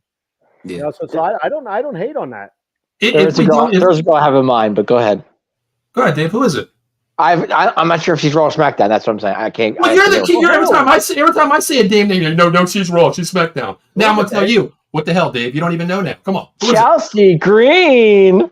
Oh my God, are you serious, Dave? Yes, I'm serious. I love Chelsea's good. Chelsea's really good. Love her. Dave, that's like an R-Truth moment right here. No, I'm just saying. Chelsea Green will get broke in half. Hey. Chelsea's good. She's very good. I think Kurt would agree with me. I love her. I'm not going to disagree with you. So that's a match you would want to see. Nia Jax versus Chelsea Green. Sure. Even if she loses, I would love to see it. Sure. I wanted her to win the briefcase because that would. Yeah, I did too. I was pulling for it myself. All right. Well, Adam, who do you think is going to be? It can take the title away from Nia. Who is it? When Charlotte comes back, Charlotte could be on one I can see. It was the only thought on my mind, Charlotte. That might be a while though. We don't even know what the injuries. Plus there might be a setback too. You never know. Yeah, it's true. Good point. But if not Charlotte, what about Tiff? It's going to be Tiff time soon. See that? What about you, Ken? I'm thinking Bianca. I think Bianca, and I think that leads to an eventual Bianca Jade Cargill title match, probably at WrestleMania. Yeah, I think it's what about a triple threat here with Bayley, Nia, and maybe someone else putting their nose in, maybe like a Tiffany who might turn on because you know they're not going to make this cash in thing linger on. It's going to be glimpses and glamours of her showing up at at Nia's events or matches, and Nia's always going to think, is she turning on me? But maybe the one time it's just like where we seen the attempted tag in, it's not really there, it's a joke or whatever. Maybe that plays a divine where we put a triple threat in here. These three. It wouldn't surprise me. Yeah, it's not a bad thought. I don't see it. I could see them playing the whole briefcase thing. Maybe not as long as WrestleMania. Yeah. But maybe at least half the year. Maybe like Royal Rumble, maybe a little bit longer. Because we could see. I said Bianca and Jade Cargill at WrestleMania, we could very well see, which doesn't sound very too appealing, would be Nia Jax and Tiffany Stratton at WrestleMania, like a rematch kind of thing. But I don't think that'll happen there. I think that'll be earlier in the year if that does happen. But I could see something where you have, because they're gonna be connected. Tiffany Stratton and Nia Jax be connected because they're friends, and she has the briefcase and she has the belt. So it's kind of like they're gonna be connected. There's gonna be distrust. There's gonna be doubt. There's gonna be all that stuff lingering around it. So they're gonna play that off for a little while. They're not gonna cash it in right away. Yeah, the two names I think it's Bianca. I think we've been talking about this. You guys have been talking about it too. Me chiming in. I think that's going to blow up between Bianca, and Jade Cargill. So I think that's a possibility. I don't think they could put Jade in that situation. I think it is Bianca. And the other name maybe that I want to see come back, honestly, because we're not getting any love. My country's not getting any love. Japan is not getting any love. Can we please bring Asuka back into a championship somewhere, please? Guess what show she wrestles on though, Paul? You know what? Just mute my ass. Go ahead. Sorry, man. You're muted, Paul. You're muted, Paul. Thank you. All right, that's a new thing. Okay, I got you. She's raw. And that's what stinks about the whole brand thing. It's like it does limit you as to what it can be, but you understand why. It's understandable, but it still stinks because there are possible matchups that would look great, but no, we can't do that because it's different brands. It's a bummer, but it is what it is. And you know what? Eileen's right on that comment there, Ken. She did mess up her knee. She was in the hospital with her knee issues too. Okay. Yeah. All right. So let's move on to the next match. Before we do that, I got a bunch of comments to roll through here. We got Jonathan checking in again. He says, "I'm liking this." Thank you, Jonathan. Appreciate that. Thank you. Yeah, that's what he likes. And Jonathan's mom, Allison, checking in. She says, "I like Nia too. I was worried she wouldn't get it." Okay. And then we have Eileen who's on the opposite side. She said, "Boo, Nia Jax." That's boo, not boo earn. See, Eileen. Eileen says, "How you have Bayley lose after kicking out of the squash move?" That was one thing that really surprised me when she kicked out of the ass to chest move. I was surprised that she lost that. I was like, you know what, Bayley might win this now. And but she kicked out of the first ass to chest move, and then later on she got her with the double ass to chest move, and that's what sealed it for her. That's a lot of ass to chest. So Eileen says they got to build up Tiffany time and Nia before she turns on her. Yeah, I agree with that 100%. There has to be a build. There has to be a tease. I think they built her up after Elimination Chamber, because after that Elimination Chamber, she showed that little triple, whatever the moonsault off the thing. She had me sold right there. She is my Liv Morgan right now. Sold. Oh, absolutely. I love Tiffany time. I really do. I can't wait to see her as champion. I just want to see Nia hold on to it for a little bit. I don't care if it's a month or whatever. It doesn't matter to me. I just longer than a week. That's all I want. They got to build up the either turn or the friendship thing. They got to build that up first. They can't do it right away after she wins the title. They can't do that. No. And Eileen, like Paul was saying about the Asuka with her knee being in the hospital, she says I think her knee up, or she tore her knee up. And you could get Charlotte Flair back soon, and that's what we're not really sure. We're all hoping for Charlotte Flair back. But you know what? Real quick, Ken, you know what? Think about that. If Charlotte does come back, what is she? She's the queen, right? Yeah. Yep. What better way to coin that? The queen is back. You might have been the queen of the ring, but the queen of the WWE is here. Perfect. I mean, like I could visually see it in my head right now where Nia Jax is in the middle of the ring with her championship belt. Yes. Not on her waist, but around her shoulder, for reasons that we all know why. And the crown on top of her head, talking about how she's the queen and she's the champion. Mm-hmm. And all of a sudden, you hear that Charlotte Flair music hit, and she comes out with the robe and she does her little spin, and the queen is back, kind of thing. And down to the ring, she goes, "Well, the queen is here." I could visually see all that stuff playing out in my head right now, and it would be awesome. It would be fantastic, and I think it would be it'd be a decent feud. Two different styles, but you can still get that awesome athleticism from Charlotte Flair, and you get that monster mentality from Nia Jax, and it would be a great way for Charlotte Flair to really come back and establish herself as a dominant woman again, for people that may have forgotten. So, and we know one thing: Charlotte Flair would not attempt that lift up of Nia Jax, because with her knee, that would never happen. Coming off that injury, no way. No. Nope. All right, so let's move on to the next match here. We have who was next? Gunther and Damian Priest, right? Ow! How many was there? How many was there? When you get a I did count, but well, how many? I had 17. That's all you counted? Yep. I think it was more than that. I just I know think there's there was more than that. a lot I of didn't hints. count the push. The if they pushed it, like I counted the chop itself. I didn't. If you count like something else, I didn't count that. I just counted the Kurt, chop. how many did you get? How many did you think? I didn't count. Oh, Damn, I thought you were going to help. I thought you were going to help us out and say at least 25 here because that's what you Yeah, said. I didn't- I said I you said didn't 25. count. I said 27. I had 17. Damn. When you get a Gunther match, you're getting chops. That's all Yes. to it. There's going to be a shit ton I of just chops. couldn't get over his chest, man. His chest was gushing blood. I was like, wow. Man, I mean, that was nasty. He played it off pretty good too. When he looked at it, he was like, I'm freaking bleeding? Really? Yeah. When am I bleeding? But- And my thought was, God damn, Damian Priest, cut those fingernails, bro. Like, what's going on Yeah, here? yeah. But I mean, you've seen Gunther when he went into that match. His chest was already beat up from I guess SmackDown or whatever. Probably from Sheamus. From Raw. Yeah, from was Sheamus's last match or was it Finn Balor?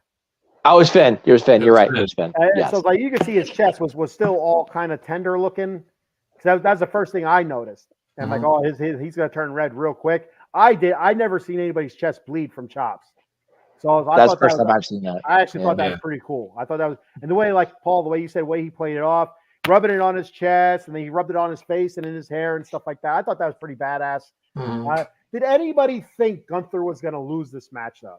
Did anybody legitimately think Gunther was? I didn't think Gunther was going to lose. I thought there was no way that they were going to let Gunther lose this match after showing how dominant he was for 2 years, basically, right?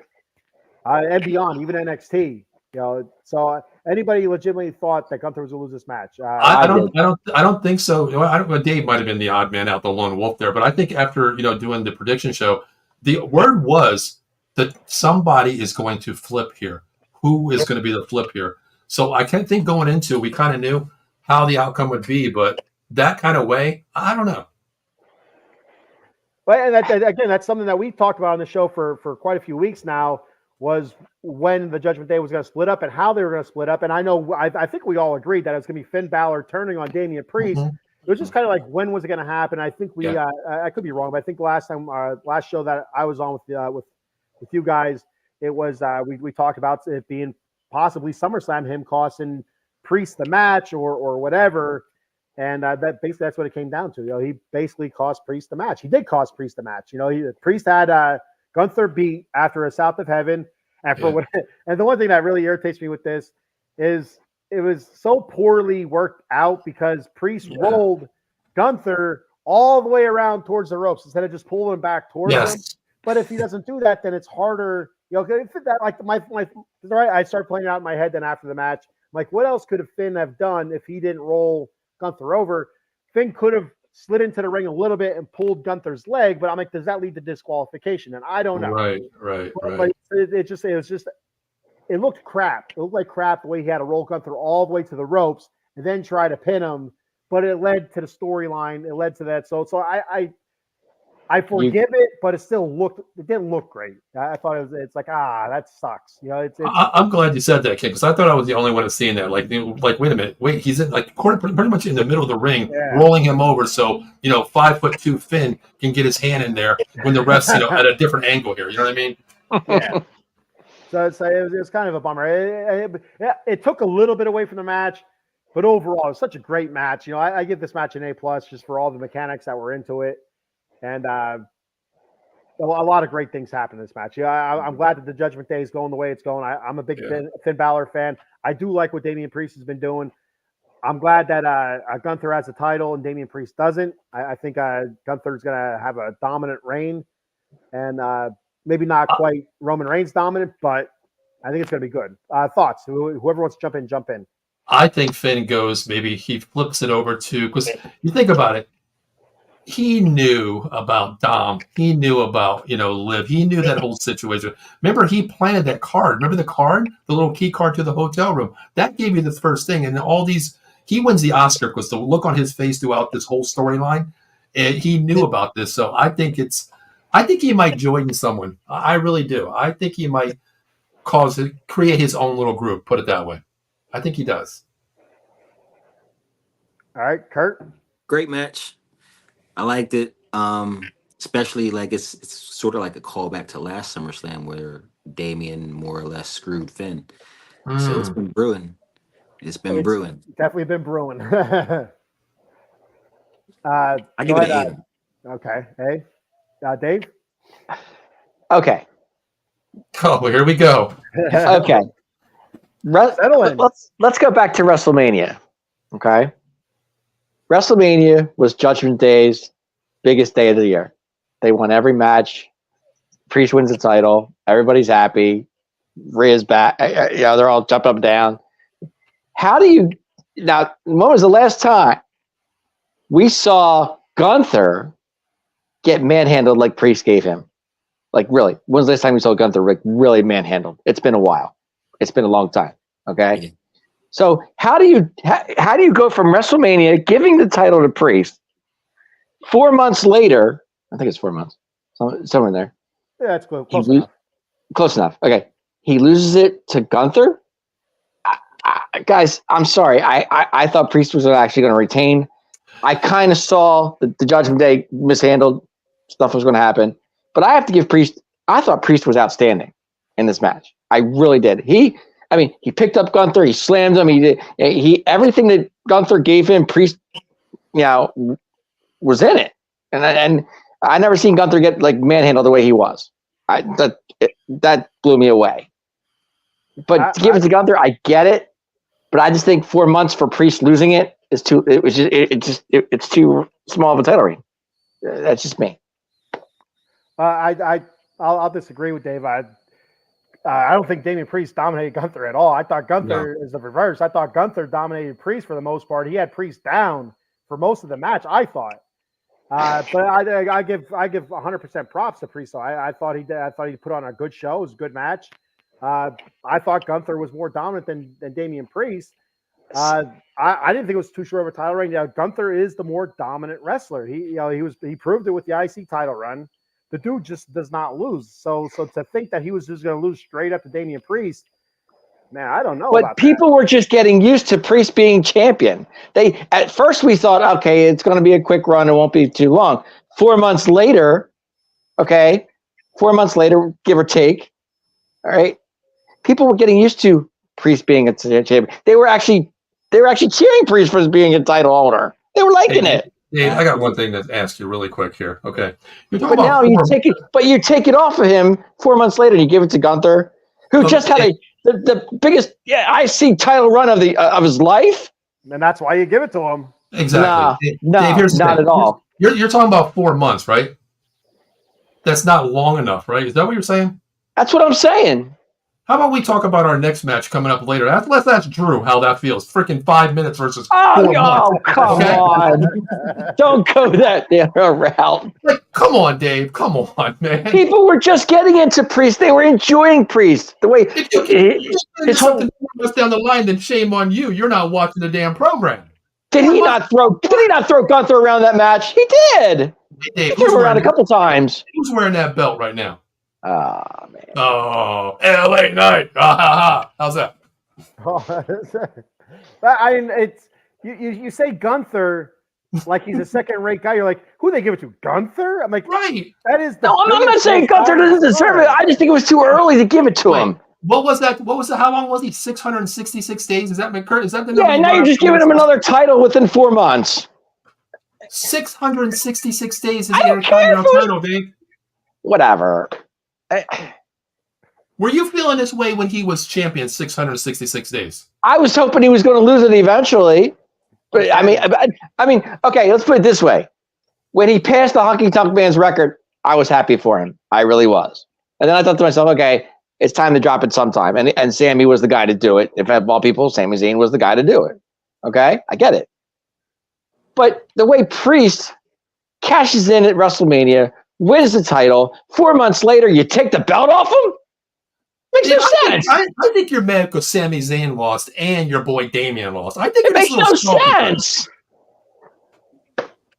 I think it makes perfect sense. So I do too. So you have 4 months is a long title reign? Are you serious? I didn't say that. But that's where you're going with it. We just got a you phone want to call. put that belt on Gunther right away. That's what you guys want to do. Hold on put it on Gunther. Hold on a second, Dave. Hold on. Let's got a phone call. Hey, Drew, I'll call you back. I know Dave's an idiot. Five minutes versus 4 months. I get it, brother. I get you.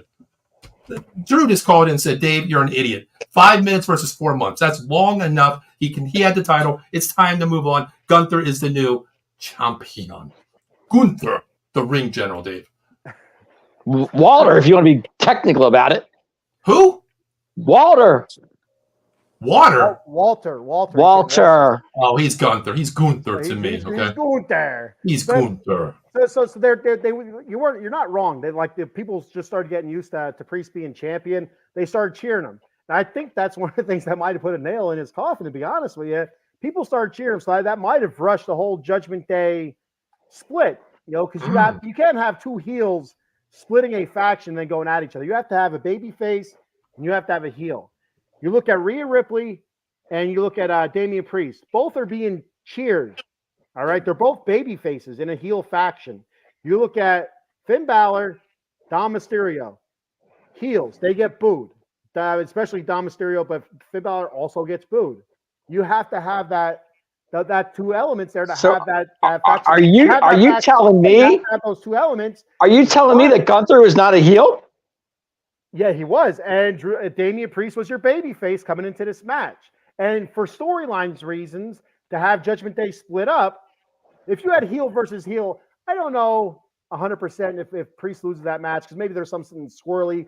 Yeah, maybe Finn Balor comes down because it's a heel faction, comes down and gets Priest disqualified. He holds onto the title, whatever. But because Priest is a babyface, people are cheering him. Judgment Day is going to split. You split he drops the title. You split Judgment Day because he split the title. Finn Balor looks like a bigger heel, bigger asshole. Damian Priest comes out even bigger babyface. Now you have the match there between Finn Balor, Damian Priest, heel versus babyface. Very clear. Gunther, who absolutely 1,000% deserves the championship because he's been the most dominating wrestler of the past 2.5 years. All right. Finally has the world title on him. He can carry that and lift that as high as he did the Intercontinental title. And there you have it. Didn't Priest not too long ago put his time on the line and said, if I lose, I leave Judgment Day? He was already out. Did he not do that? Did he not do that? And he won. He does not need the Judgment Day. The Judgment Day. My point exactly. My point exactly. If he beats Gunther, he doesn't have to go with Judgment Day. It doesn't matter.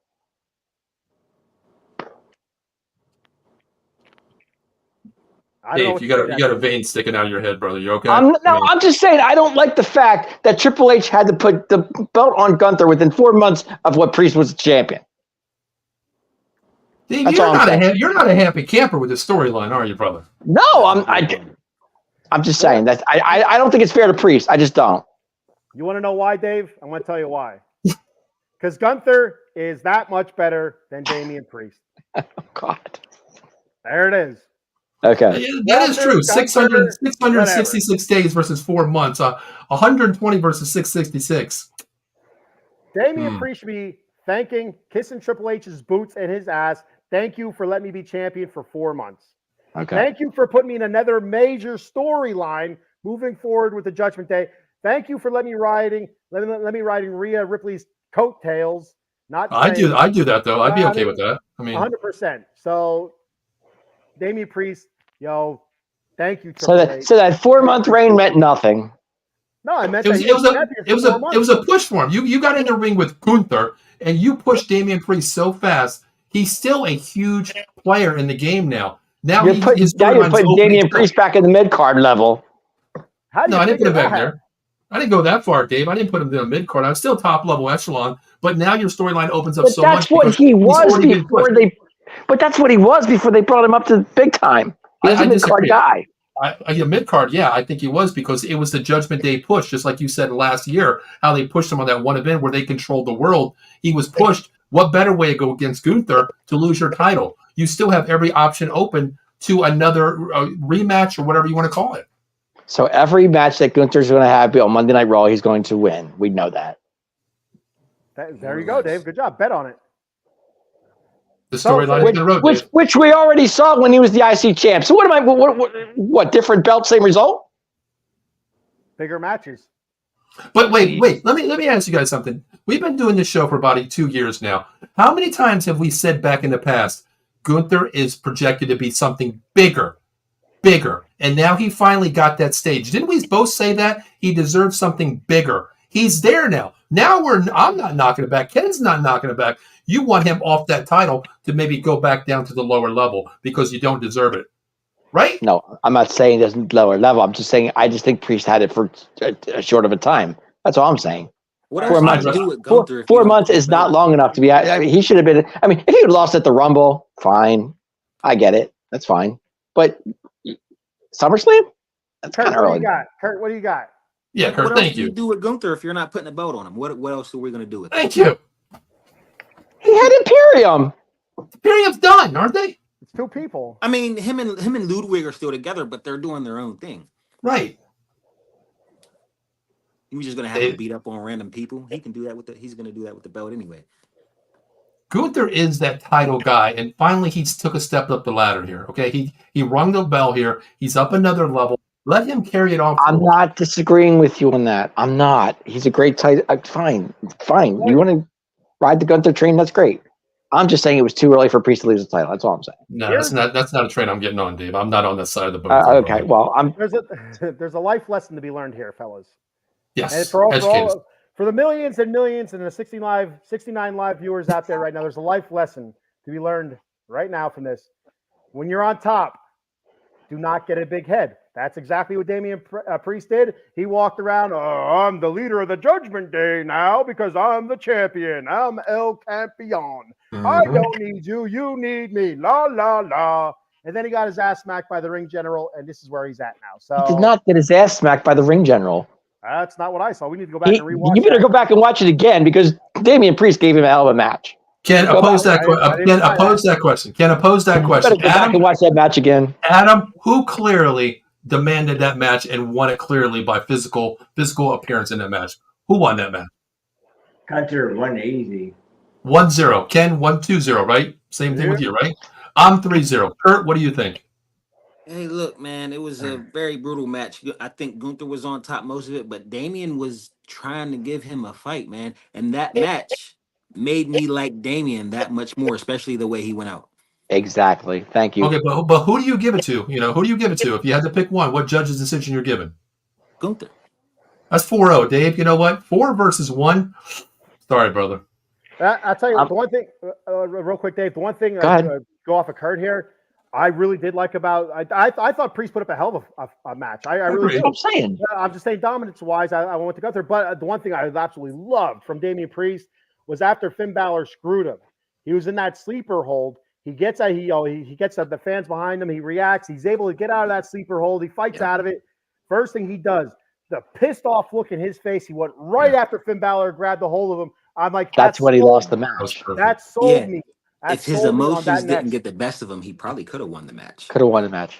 Yep. That sold me on that feud coming up, though. I mean, that's like, this is going to be a nasty, heated feud between Finn Balor and Damian Priest. And that was his job, is to sell that feud coming up, and he did it 150%. Now, so what you're saying, when he had him in the sleeper hold the first time and Priest reversed it and had him in the pin hold, that's why I thought maybe a 3 count was going to happen right there. That's what I was thinking. But Ken, I agree with you. That visual, the way he put his hand out and grabbed Finn like that right there, that choke, and didn't let go for a second, looked at him like, how dare you?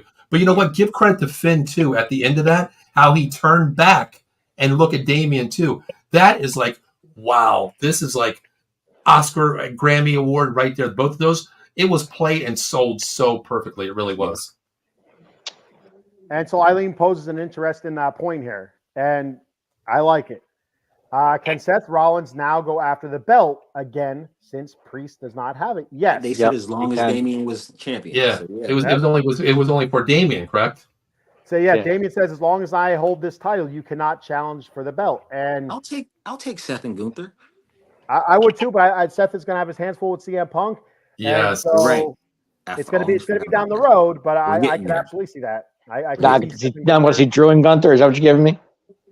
Yeah, but before we move on, like, did you see before the match, like, Finn came up to Damian and asked for, like, he said, you need me, and when Damian said no, that's when I knew Finn was going to cost him the title. Because Finn was mad, like, because Damian didn't need his help. That's when I knew it was going to cost him the title. Well, even before that, Adam, when, earlier in the night, Priest was after it was on Finn's ass. He grabbed him by the shirt, said, did you know about this kind of thing with the whole Liv Morgan and Dom thing? And he goes, I don't know anything about it, brother. And so then when he comes back later on in the show, Priest is ready for his match. He's getting dressed, and Priest apologizes to Finn Balor. He says, I'm sorry. And then Finn Balor looks at him in his eyes and said, I'm sorry too, brother. And I knew it as soon as he said that. I'm like, he's going to screw over Damian Priest. That he's apologizing preemptively for screwing him over right there. That was his apology to Damian Priest. That I'm sorry, but I have to do this kind of thing because you got a fat head. So. Right. And that with Drew and Gunther, which they put on a hell of a match before, but we've seen it before. Do we want to see somebody different? I don't know. So what was your grade, Ken? What was your grade on this match? I went A+. What do you guys? Go ahead, Adam. I give it a great match. Yeah. I like Gunther as champion. About time he gets the belt. So I'm gonna really piss Dave off. I think Braun Breaker should go for the title. It's not too. I'm just teasing you, Dave. Dave, I'm teasing you, Dave. I'm just messing with you, Dave. I'm just messing with you, brother. The shortest title reign ever. Look, I'm all for Drew McIntyre right here because this son of a bitch needs something. You know what I mean? You on that Drew train? Hey, Dave, 5 minutes, brother. Come on, man. 5 minutes of fame, brother. Come on, man. I got you.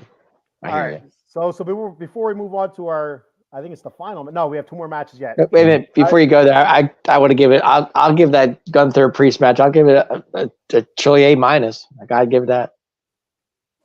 Hey, Dave, can you do me a favor? Yes, sir. Can you give me the ring general, please? One time? No. Oh, okay. That's the saddest A- I ever heard, too. Is they said A-. I know, right? Could have been better. Hey, Dave, can you do me a favor?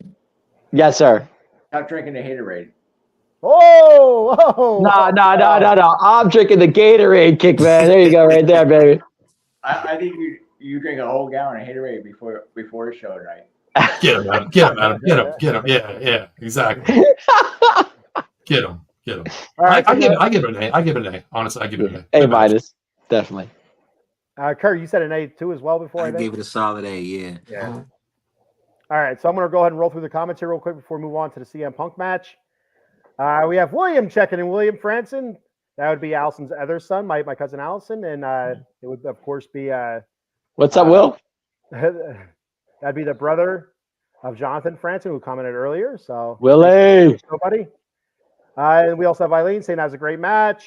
Well, I thought maybe he might lose once they aired the documentary coming out Monday. Yeah, the documentary, Damian Priest documentary.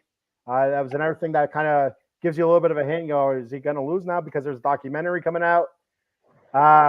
Eileen saying Finn knew about Liv and Dom too. I agree with that 100%. 100%. And so you see that trio forming right there, and JD would probably go with Finn and JD's big head and Carlito's hair, maybe. I don't know. Allison, there is too much going on with Judgment Day for him to win. Liv, I think, brought more positivity to the group minus Damian. Ooh. And Liv was, she's bringing Xboxes or PlayStations into the little clubhouse and stuff. So you know what? Allison telling it like it is. Ken, real quick. We talked about this. I want to ask you guys real quick. I want this serious question answered. Oh, God. Who broke the PS5? I think it was Finn Balor. I don't know. JD McDonough looks like the type of a cat that doesn't know how to use stuff like that. Just kind of, puts the disc in upside down, or stupid shit like that, or like the PS. Had to be fed. Either JD got mad, he smashed it with his big head. We don't know. That could be it too. I don't know. Oh my God. Poor JD. He's the odd man out here. Oh man. He's gonna go with Finn. That's Finn's baby, so he's gonna go with Finn. Yeah. Eileen says, "Can Seth Rollins now?" Yes, we answered that one earlier. Yes. Eileen could be Drew and Gunther now. Yep, that could be that's a possibility, but I'm not sure. I think he's still going with CM Punk. Drew, I don't see that done yet. Are you surprised Mommy didn't come out to help Priest? I'm not because Damian and Rhea respect the word respect. I don't need you to help me. You don't need me to help you. I think it's respect. I don't think. No, I'm not surprised at all. I was surprised that she didn't come down afterwards and confront Finn, but she was, I don't want to say grieving the loss of Dom, but like when you break up with a significant other, there is sadness. So I picture her in the back eating chicken nuggets and weeping. I don't know, but I didn't really expect her. But I thought the perfect time for her to come out would have been after the match was over, while Damian or while Finn Balor's still kind of out there, kind of get up in his grill about it, and then be that from there. Yeah, that would have been awesome if she would have been standing on the ramp as they went up the ramp. You hear her music come out and she's just standing on the ramp. That like what the hell's going on? Something like that. But like mascara all ran down her face. Yes, and that would have been hair disheveled and stuff like that. Barbecue sauce on her mouth from the chicken nugs. Yeah.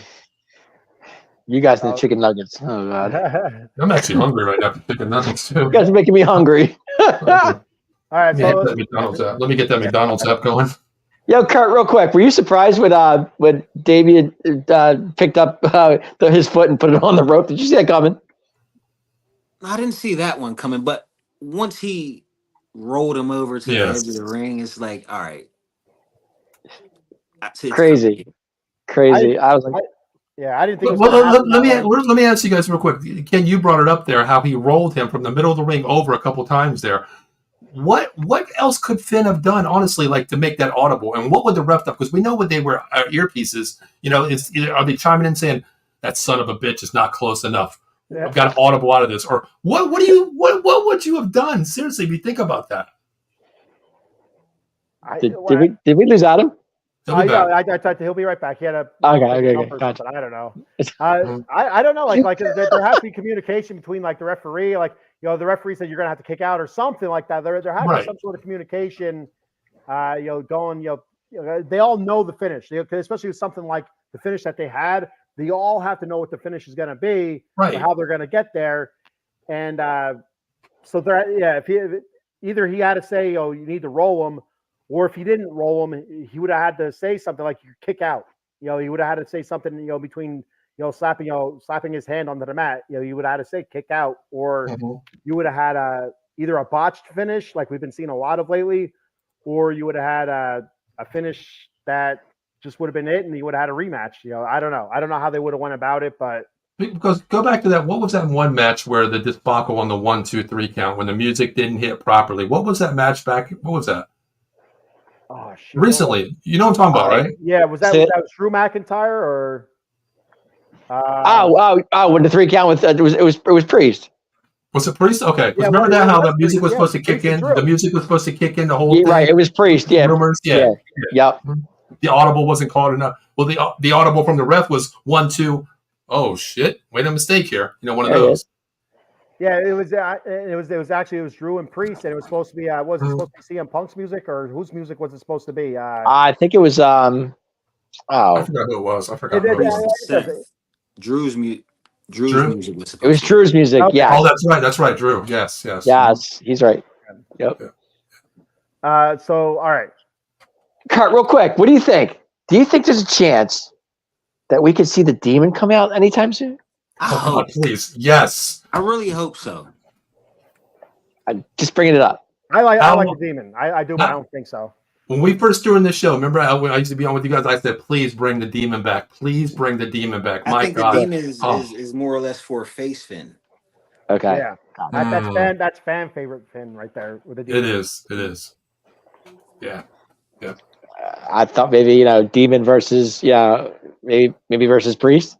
Yeah, but if you do that, you're not going to have. You can't do that with what's his name, JD McDonough on the side, unless he's going to dress up like the idiot demon. You know what I mean? The big-headed troll demon or something like. I can't see this Finn doing it. I'm just throwing it out there. That's all. Ooh, chicken nuggets and PS5. Sounds like a date. You guys are making me hungry. That's a good date for me because I love games. So PS5 and chicken nuggets. Oh man, anything with nuggets, I'm in. Dave, you're a barbecue sauce guy, aren't you? I can take it or leave it. What do you put on yours, Ken? Nuggets. Yeah, I like barbecue sauce. I like honey mustard. I don't like ranch. You and Hunter are totally opposite of that. Kurt, what do you? I mean, it usually depends on the chicken nugget. where I get it from, but usually barbecue sauce. Adam, what about you? I eat my chicken nuggets plain. I eat everything plain. No, There's something wrong with you, brother. I There's eat my something wrong fries with plain, you. so I get you. I eat my fries plain. Adam's a plain guy. I'm a ranch guy, man. I'm a ranch guy. I'm a ketchup guy myself, guys. What? And so here's the real question: mayonnaise on French fries? Yes or no? No, No. You know what? I'm good. nasty. I've done it a couple times. I actually like it. Actually, I love mayo and French fries. Ugh. I'll take it one step further. What about a Frosty with French fries? Hell yes. Oh, absolutely. I'm down on that. Yeah. That's a All right. must. I'm going to Wait, take what kind, another yeah, step what kind of further. frosty though? What kind of frosty are we talking? Vanilla or chocolate? What we're doing here? Chocolate. Chocolate. Vanilla. You gotta have a chocolate frosty with Okay. Well, they strawberry make vanilla frosties. I A don't know if they mixture. still do. I don't care. Wait. What'd you say? Strawberry frost. Where the hell are you getting that at? Oh, strawberry. We get that. They had strawberry frosties. I don't know Where? if they still do, but I Wendy's. Where? Wendy's? Yeah. Really? Hey, Kurt, right after the show, I'm going to pick you up. We're going to Scout Bab. We're going to hit Wendy's up, brother. Let's go. I I'm got one a couple down. months ago. I don't know if they still Steve, I do, ain't but picking your I ass up. got You're one. 4 hours away. Kurt's right around the Well, corner. you driving me here in 2 hours? That's true. That's true. Eileen says ketchup on hot dogs is Yes! a real question. Yes. Oh, absolutely. Ketchup, mustard, relish, onions. Yes. And even sauerkraut, too. Yes. I wouldn't go that far.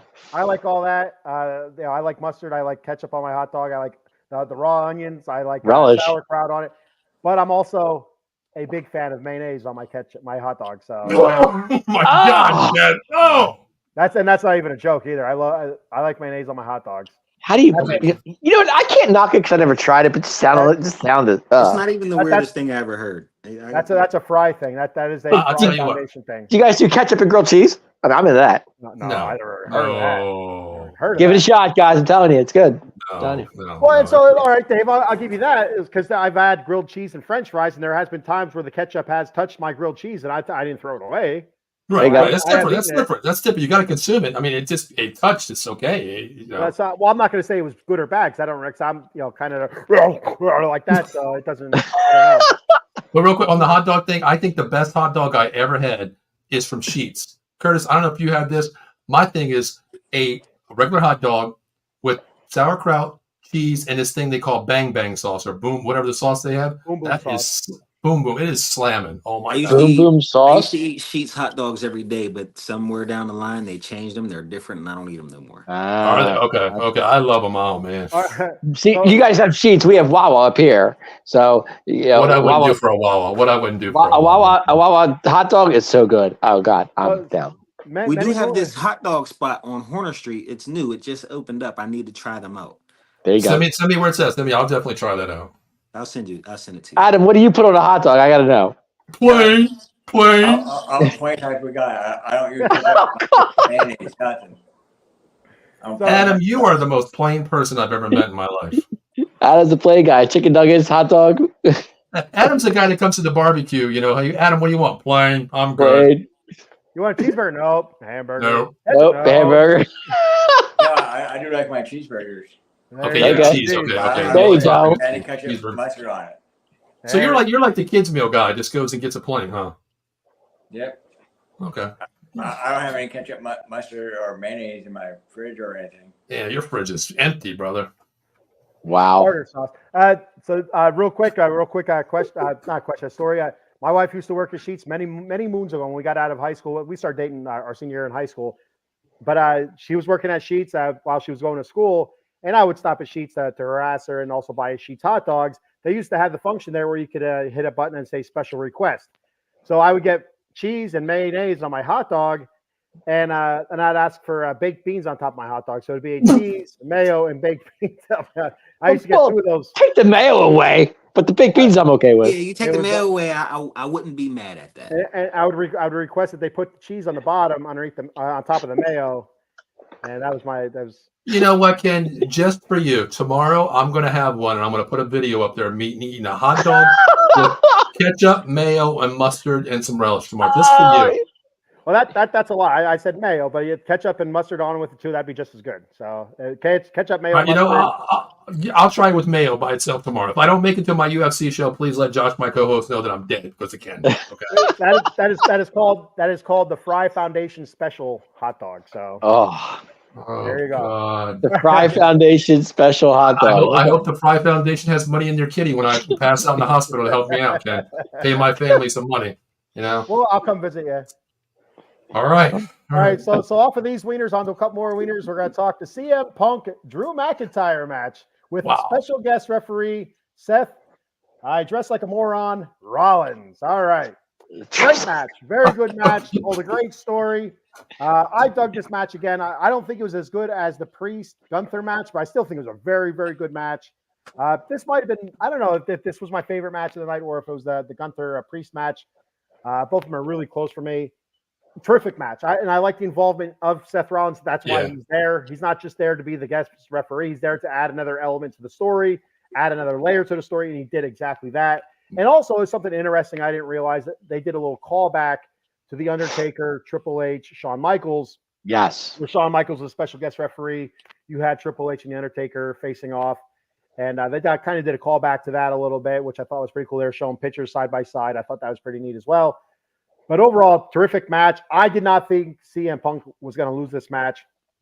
I didn't think a little bracelet was going to distract CM Punk enough where he would stop with the submission move. I can't think of the name of it right now. It was the I don't know what the hell. But anyway, you know, he had that submission on, and he saw the bracelet on Seth Rollins' wrist. On a vice. The Anaconda Vice, yes, thank you. I was thinking Kalua something or other, but he's all over it, my man. What is that? What was the Kona one? The Kalula? What the hell is that? The Kalua sounds pretty good I know right what now, you're Ken. trying to say, but I can't say it. I can't think. What I can't say it either. Yeah, something like that. But anyway, I don't remember who does that. But he had it in a submission move, and he let it go just because he's seen Seth Rollins had that on his wrist. And I'm telling you right now, Seth Rollins put that there 150% on his wrist just to distract CM Punk, to screw CM Punk over, because he hates CM Punk more than he hates Drew McIntyre. 1,000%. Absolutely. I do not have a doubt in my mind. So I love the way this is going to go. I absolutely do. I think it's going to lead to some more matches, some interesting storylines between Drew, Seth, and CM Punk. I can't wait to see where they go with it. Guys, let me know what your thoughts on this are. I 100% agree with you. I thought through this whole build-up, they were drawing parallels to Shawn Michaels and Undertaker through the whole way up. So when the entrances happened and I seen, I liked it. I liked the match. It was very solid. I set my expectations low for CM Punk watching his AEW run, and this is coming from somebody who was a big fan back in the day. So I'm glad he did well in my eyes. It was a great match. I expected him to lose. I fully expected Drew McIntyre to win this one, but I expected Seth to screw Punk. So I like the way they did it, though. Yeah, I really do. Go ahead, Davey. Okay. I liked it too, and I'm so with my man over there. He's time for a bathroom break. I'll be back. But here's the thing. I don't care who won the match. I don't care who lost the match. Okay. To me, there's no titles on the line. So it didn't really matter to me who won or lost. Okay. I did pick Punk to win. I was wrong. I admit it. But I did see something in this match that I loved, and it made me happy to see. And I'm going to tell you what it is. A GTS to Seth Rollins made my night. It's great. Loved it. To see CM Punk come out of a match, non-injury, one, didn't get injured, which is a plus. Two, a GTS, that's a plus to me, especially on Rollins. I was okay with that. And three, he did a GTS. I believe he did one to Drew too, which was fine, and I was good with that. But the storyline, whatever, bracelet, if that's the whole thing, whatever. I don't care about that. But to see CM Punk back in the ring made me happy. No injury made me happy, and a GTS around, can't go wrong. So to me, CM Punk, even though he lost, still winner in my book. Yeah, he didn't need to win it. No, Adam. I agree. Adam, you awake? Yeah. Adam's still thinking about a plain cheeseburger. Yeah, I seen this coming, but I wasn't sure how Rollins is going to screw CM Punk because I know it's like going straight to the Rollins or CM Punk feud now. So we're going to see this feud, but I thought it was an overall good match, and the way it happened was good. But CM Punk is on the rise. CM Punk's going to destroy Rollins, I think. Going into this match, the screw job. Who is Seth going to screw the first? Up first at the very end of the match. But just like Ken said, he hates CM Punk more, so you know what's going to happen. The plant was there. He's seen that bracelet, of course. But I thought this match was really comical. Watching Seth Rollins play the referee role, sitting on the top turnbuckle, chilling out, eating a hot dog, which we all talked about earlier. Hot dogs, if he had mayo on it, I don't know. But even to the point where outside the ring, he's like, no, don't do that. Oh, go ahead. Beat the shit out of him. Go ahead. No, go ahead. I don't care. That to me was comical. And the crazy thing about the match, Katie and Chelsea actually watched the match with me for the first time ever. They watched wrestling, a pay-per-view with me. The one thing Katie said to me, and she goes, wow, that guy's really buff. And I'm like, who? She goes, the guy with the glitters on his pants. I was like, oh, that's Seth freaking Rollins. She's like, he wears that? I'm like, that's Seth freaking Rollins. He can wear whatever the hell he wants, So, But it was a great match.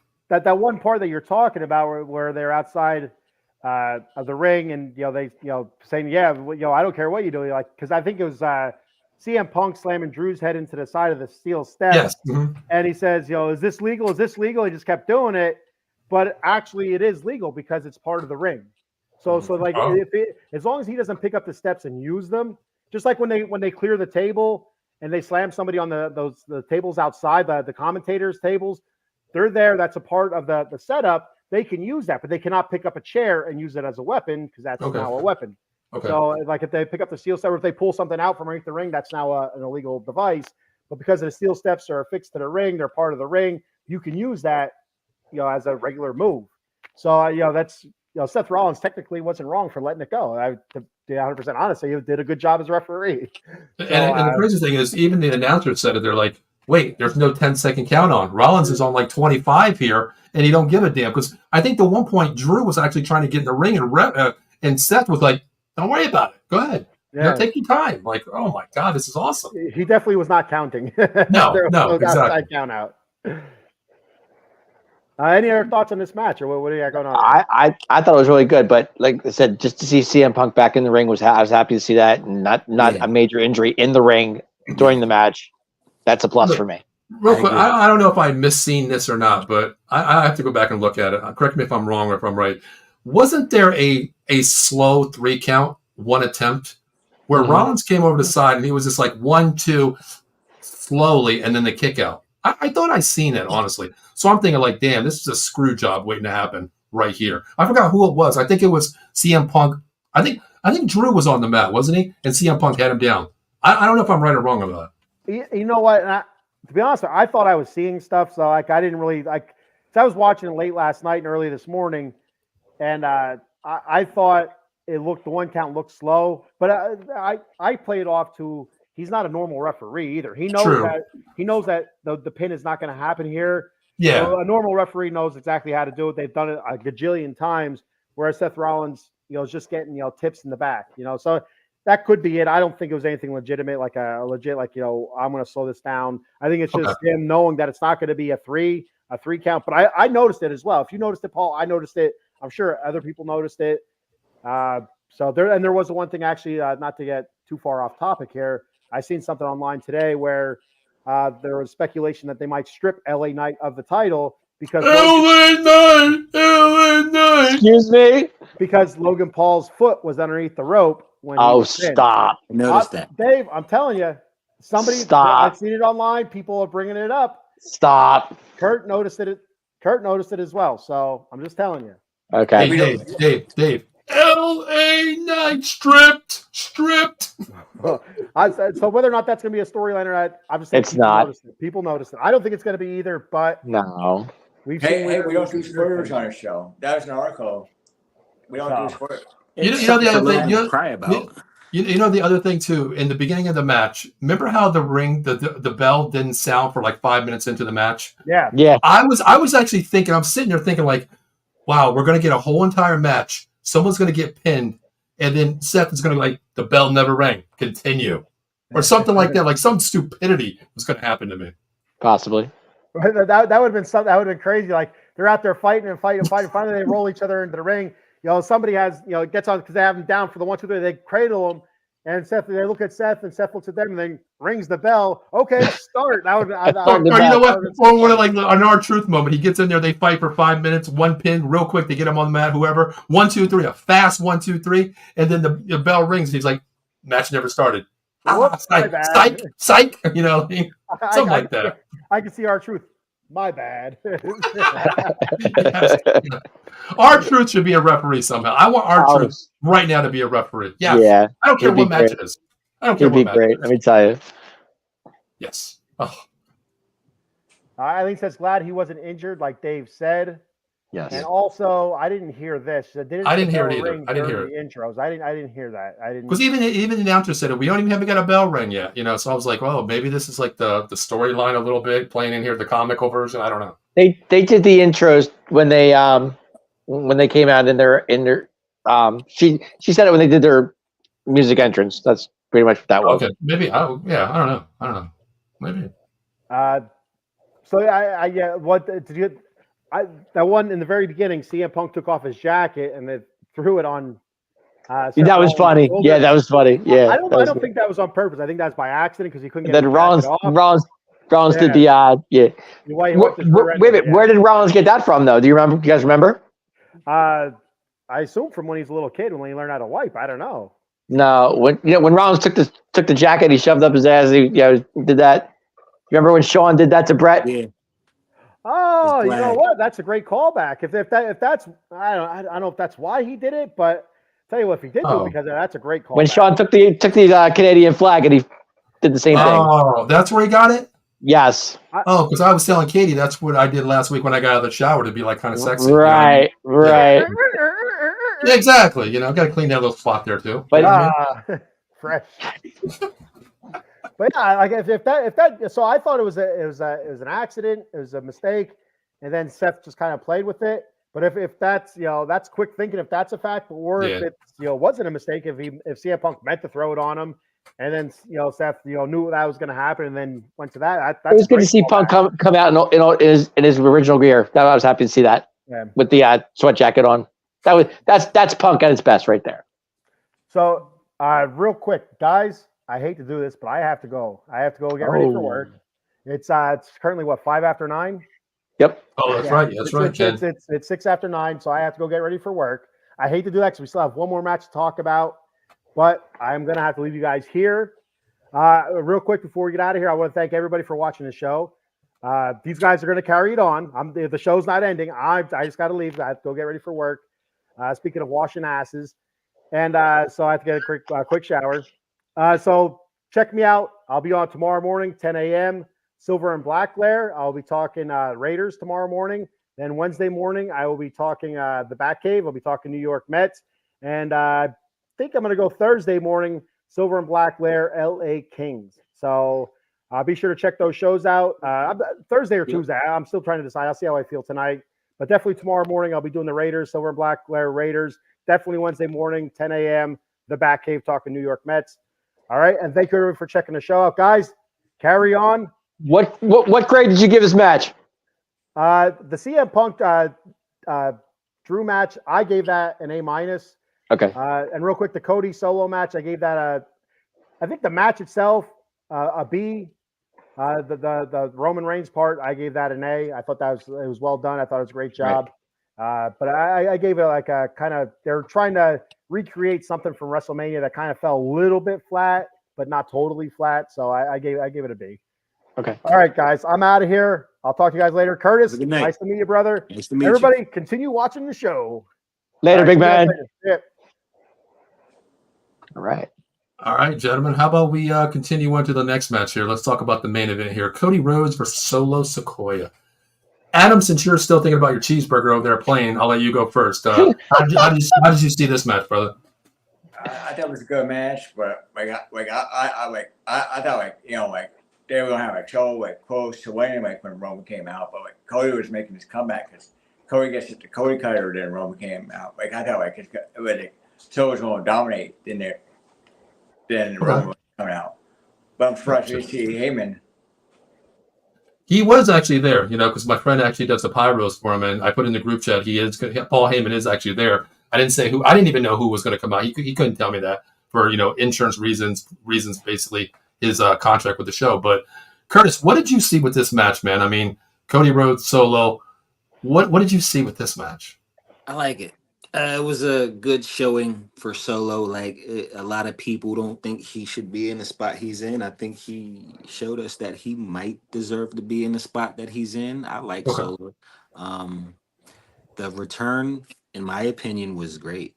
My 5-year-old daughter went crazy as soon as Roman's music hit. Daddy, Roman's back. Roman's back. It was great. I love it. Gotta love that. Dave. I loved it. I loved everything. I thought it was great. I thought Cody and Solo killed it. I'm not much of a Solo guy. You guys know that. I don't care for him. But in this match, I did. I thought he carried himself really well. And to see the Tribal Chief come back and just take over of what is originally his, can't get any better than that, guys. Can't get any better than that. See what's next? But here's the thing, though. Is this babyface? Is this face Roman we're seeing? Because he gave Cody that nod. Yeah, that's what I'm saying. I like face Roman. I like big dog Roman, Tribal Chief Roman, face. I'm okay with that. It took 10 years, but the people love him. Yeah, exactly. And how many? It's so funny. How many weeks have we been hearing we want Roman, we want Roman? You know what I'm saying? Like the crowds have been saying we miss Roman, we miss Roman. So was it too early for Roman? No, I don't think so. I think it was perfect. See. Timing. I agree with that to a T. I do, but I think Royal Rumble could have been better. But it's fine, no problems. Roman for War Games, I feel like that's okay. War Games too, exactly. But he's got to get the old tribe back together, man. It's got to be Roman to do it. That's what I want to talk about with the Roman coming back. Of course, it's the OTC is back. You know what I mean? The original Tribal Chief is back. The spear to Solo. That's what I was sold right there. Like, just do it, and he did it. It was great. Yeah, I seen that screenshot of that. I actually found it online and I put it on Twitter. That spear, Roman got like a vertical of like 4 feet up on that spear. He's back, but I want to, going into this match here. Well, actually, the match is happening. We've seen Randy Orton, we've seen Kevin Owens. Okay, were you disappointed in that basic scenario of how fast it just changed hands of like an ass kicking on one side versus the other? And did you know someone else is going to make that pop? Roman, Brock Lesnar, somebody was coming back. Jey Uso, somebody was coming. Jimmy Uso. Were you kind of disappointed in the way they used Orton and KO quickly? No, because Orton and KO have been getting their ass kicked by the Bloodline week after week after week. So them coming back tonight, so last night was actually a perfect timing for them and guys, we still on RKO. I made my night. We still on RKO. I loved it. I loved it. The way they got them out of there fast, you knew somebody else was coming. And right, exactly. Yeah. Good point. They had to make room for somebody. But how about that belt that sold out? What's that? I didn't hear you. The custom Roman belt they put on the line after he came back? I didn't even see it. What did it say? Sold out in an hour. What did it say on it? It's just a custom Roman Reigns championship belt. You know how they do the custom belts. Okay. But it's sold out in an hour. That's crazy. Wow. Okay. My question is, Curtis, and Adam, you guys too. How fast did the OTC shirt go? That's what I want to know. That's what I want to know. The crazy thing is, actually, Chelsea just made me one yesterday. I haven't worn it yet because we got to let it press and everything. She actually made me one, so I can't wait to wear that. I want to know how fast that shirt went on. When that shirt went online, I want to know how quick it went because. Okay, let me ask you this real quick. Before they said what it stood for, did you know what it stood for? I did. I was all over it. I knew exactly what I looked at the shirt. I'm like, oh, original Tribal Chief. Bang. Okay. I knew. Okay. I knew. Yep. Curtis, did you know what it meant right away? I thought it was either original or what was the other one? Only. I thought it was original or only. Oh, that's what I thought. Only Tribal Chief or one. I know. I'm sorry. I thought it was one because it's always the one Tribal Chief. That's what I thought. Okay. Oh, it could be one Tribal Chief. No, but they said it was original tribal. Original Tribal Chief. I thought that when I first looked at the shirt, I'm like OTC. I'm like, wait a minute, original Tribal Chief makes sense. But you know what? What a way to make money if it's original. Then all of a sudden you're wrong. It's this. Make more money on a different shirt. You know what I mean? Yeah, sure. Why not? WE's branded thinking. Adam, did you like that shirt? I thought it was cool, man. Yeah, I like that shirt. I might actually buy it. That's like one of the Yeah, shirts I want it. I so want it. I do. There you go. There you go. Because I have a sweatshirt. I have a black sweatshirt that says Big Dog on it, like when he was Big Dog Roman Reigns, and I got to get the OTC. I have to get it. I love it. Well, you better order it so you can get it on the show one time. We can watch it where you watch it on the show, Dave. You know? Yes, sir. Yes, sir. Yeah. But let me ask you this. Eileen brought this up. I want to talk about this really quick here. I wonder if Jacob thought Urkel had him messing up when Roman came out, the timing of it.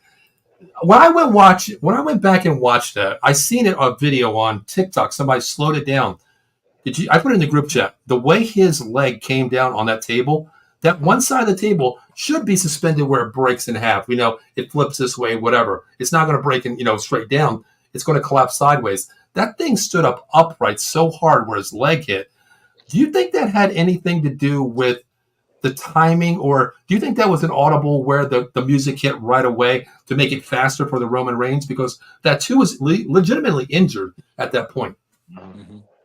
It's a great question. Kurt, I'll start with you on this one. It's a great question. Because the timing, it had to be an audible if you think of it. Because it had to be, yeah, because timing is everything. Right. They had to have called it an audible. Especially in this sport. Mm-hmm.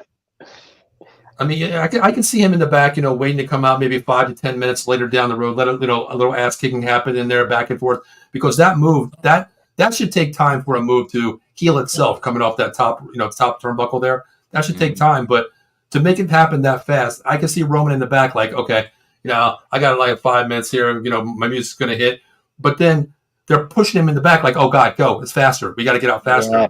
Yeah, audible. Fatu is hurt. That's what I mean. Hopefully he's all right. It looks apparently he's in the boot, from what I heard.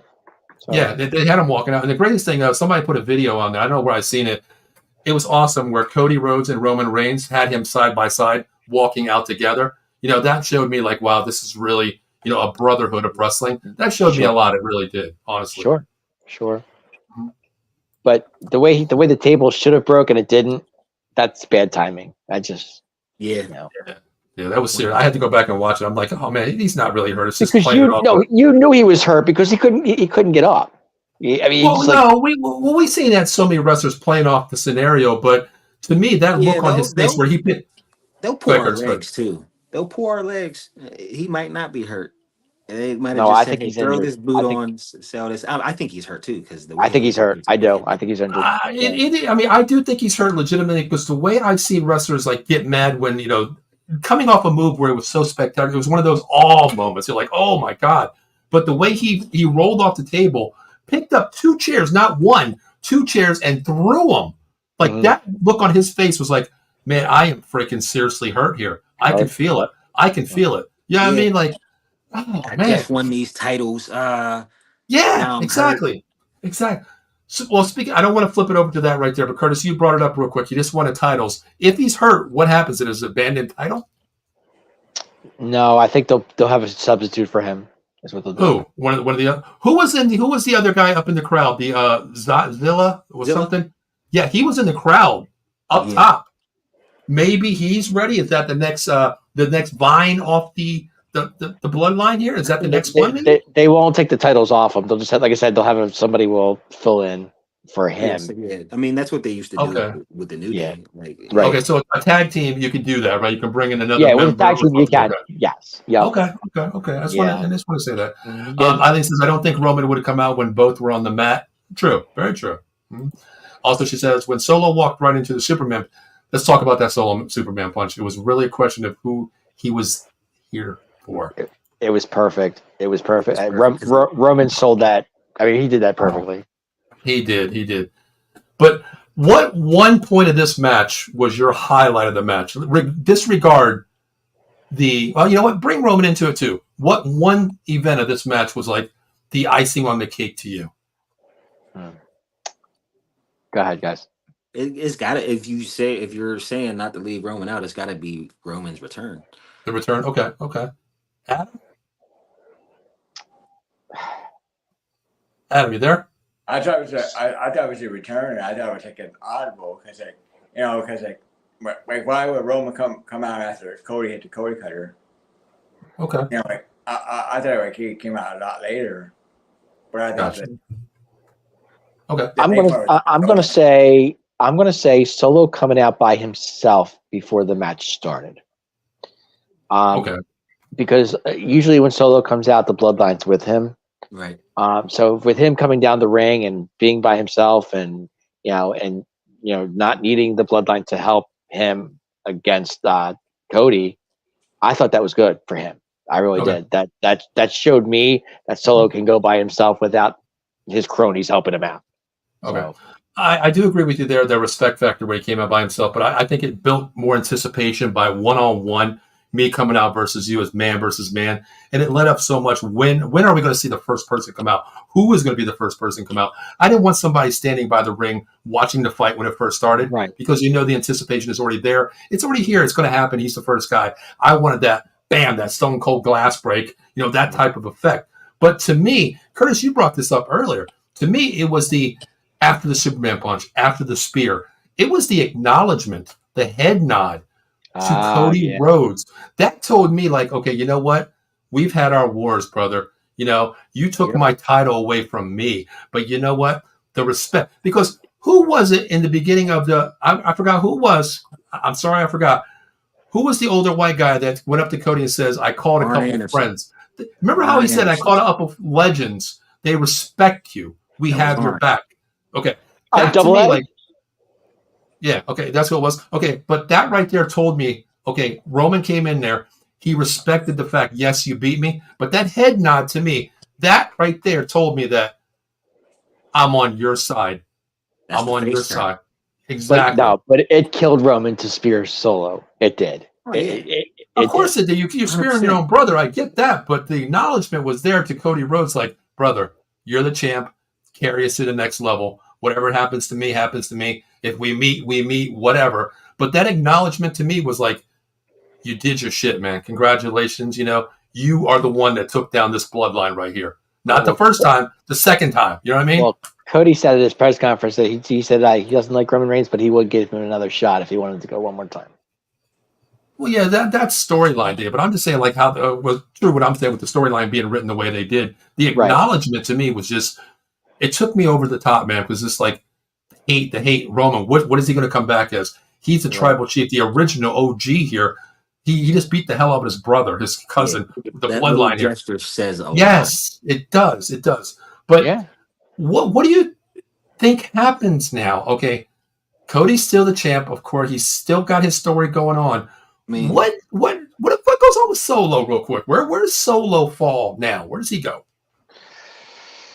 He gets his boys together and gets ready for battle he wants revenge. The next trip. Yeah, thank you. And Roman has to destroy what he's built. Yeah, it's bloodline versus bloodline. I think that's okay. Yeah, okay. Destroy what he's built. Yeah. Let's just talk about it. I don't think it's a 3v3. It's at least going to be a 4-man or 6-man, correct? Okay. Yeah, let's talk about Solo being the Temu tribal chief as the OG is back, Roman Reigns. Who does Solo recruit? Of course, Jacob, right? Is one. Well, where else does he go?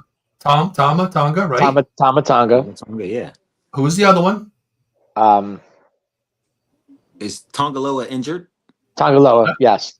No, I don't think he's that injured. No. Well, even if he's injured, we have another month or two here. We could bring him back. But if it goes to 5, who's your 5 man? They're supposed to have their brother under contract too. We haven't seen him yet, though. Exactly. That could be the 5th member. So I think the bloodline is so strong that it could possibly go to 6 members here. It's really supposed to be Jacob Fatu too. Don't forget about him. I already said him. I already said him. Yeah, I already said him as a 2nd guy. Right. Okay. But who was one? Who would be the 6th member if we did see a 6th member? I'm going to put the name out there. Is Jimmy on what side of the fence right now? Jimmy's on. No, Jimmy would be on. He would be on. I feel like he has to be on the OG side. He'd be on. You think so? Okay. The way he got put out, man. I mean, yeah. Jay's gonna have to come back too, and then now you have Sammy opened up. We're gonna have the original 4 bloodline members. I agree. Versus the new 4. Totally. Here's my answer. I'm going to let Eileen go ahead and say the answer, which this is who I think the member is. Because who just came back, guys? What came back? The OG, right? The original tribal chief is back, right? Right. What other way to shut that up by saying The Rock is back for Solo's team? That's a good question. Yeah, I like she's it. right. She's right. I like it. Yeah. Think about that. Well, this was Rock's plan all along. So if you think about it, I mean, I like it. I kind of agree with that. I think that would probably be. I mean, this is, we all talk about must-see TV. If this does happen, where Roman makes his appearance, and then we see it out there. Just imagine it. Push it forward here. It's a 6-man, blood war here. We have 5 members. We'll talk about the other side as well, Roman's team. But who's your 5th member, Solo? Boom. The Rock music hits. Yeah. Think about that. That is like, drop the dime, drop the mic. It's over right there. Don't you agree? Well, like we said, go back to WrestleMania when Rock was supposed to originally fight Roman. I mean, we still want to make it to that match, right? Sure. I think so. Yeah. I mean, I don't know. But let's flip to the other side here. Let's talk about Roman. He's the tribal chief. He's back. He's the head of the table, of course, because it did still say head of the table. We've seen that. Who's on his side? Okay, Kevin Owens, correct? Cody Rhodes, Randy Orton. The Usos. I think Jimmy and Jay for sure. I think Sami Zayn's in there too. Eileen agrees with you. Jimmy and Jay, I think so. I think they bring that back too, because you got the blood tree on the other side with Solo, and then you bring Jimmy and Jay back together. That would be a huge. I don't think Randy and Kevin will have anything to do with that. Yeah, they gave Jay a hard time for a minute, so I find it hard to believe they'd accept Roman that fast. Maybe since Braun Breaker destroyed Sammy, we take a couple of time off Sammy here and bring Sammy into the mix, because Sammy was part of the bloodline, right? He was. That's your 4. That's your 4. The Usos, Roman, Sammy, and if you wanted to make it 5, I think we could put Cody in there. Okay. Do you think Cody would join that? I think that would be the acknowledgement. Point, Cody is about respect. Yes. At this point, he owes Roman one. Yeah, I agree with you, Curtis, because that head nod that he gave him, that acknowledgement, like, brother, like going back to the Sami Zayn thing, like the Rocky thing, you owe me one with the Chad Gable. Remember that? How you go out there and do your thing. You owe me one. When it's all said and done, you owe me one. Cody, you owe me one. I need you for round 3 to take down the bloodline. I think Cody will say it himself that he owes him one. I agree, 100% with that one. Eileen says The Rock is done filming his movie, so he could come back soon to confront Cody. I think so too, because it's Hollywood is only taking a certain amount of time to make the movie, so it's time for him to come back too. Damn, Adam just got speared by Braun Breaker. Holy shit, Braun Breaker's there. Damn. Do a check on Adam. So he just got laid out. Good God. Adam, what happened? The crazy thing, did you hear what happened there? Did you guys hear that? Did you guys hear it? Somebody came in the room and said, "For how dare you eat a plain cheeseburger and spear his ass?" That's what happened. Oh, Adam. That couch and knocked the cell phone charger. Just tell the truth. You got speared. You got speared by somebody. You got speared by Braun Breaker. Yeah. My cat speared me. Your cat speared. Oh, damn, Adam. That's what happens when you're 52 pounds wet, brother. It's cat can spear you, But all right, here's the thing. Let's talk about this match here. What grade did you give this match, and is there any way that you could have made this match any better? Go ahead, Kurt. Any way to make it better? Yeah, start off with that first. Yeah, I don't think there's any way you can make it better. I think they put on a good match. It was a nice ending. I give it an A. Okay. Adam.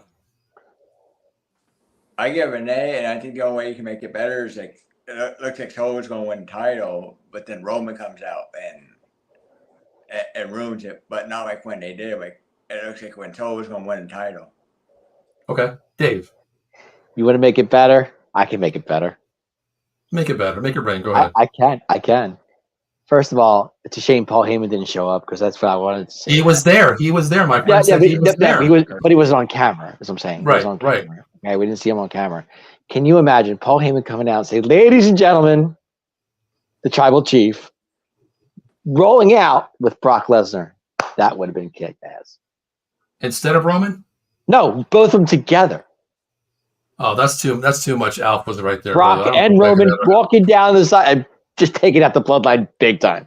would've That's too loved much. That's too much alpha in one ramp to me, man. That Seriously, place I would don't have think went. That place would have went nuts. Okay, all right. All right. No, I know, but like I said, they did it perfectly. I give the match. I give it a B plus high. Yeah, I give it an A, a solid A, and maybe more toward an A minus. But Adam, what you said, I don't think somebody told me, what about The Rock showing up? I don't think you can have The Rock and Roman show up at the same night. That's just too much, taking away one person's, fire to Roman Reigns if he would have brought up The Rock.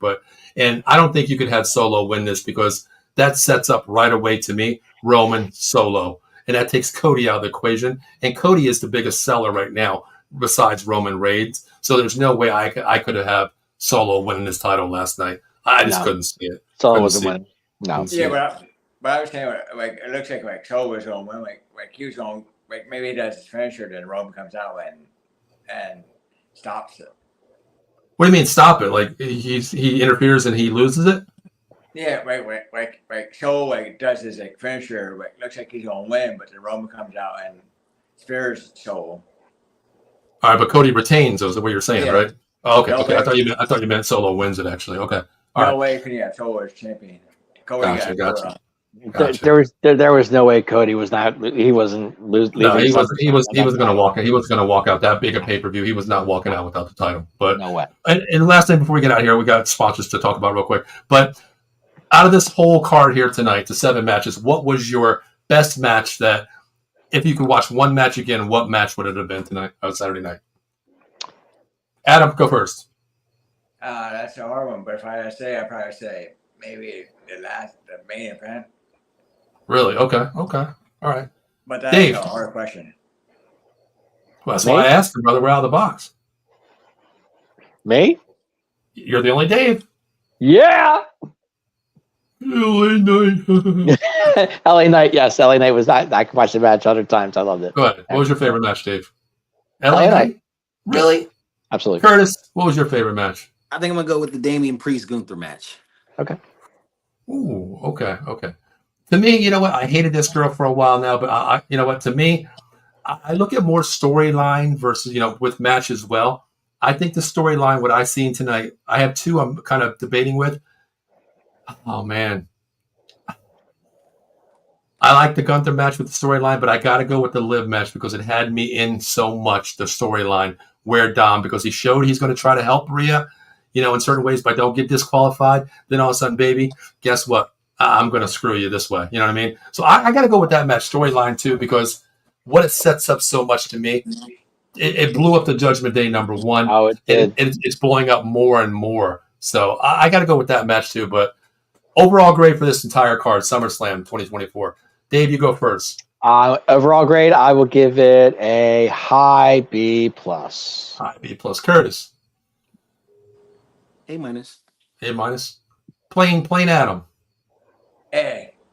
Hey, I'm gonna go B plus. I'm gonna go B plus.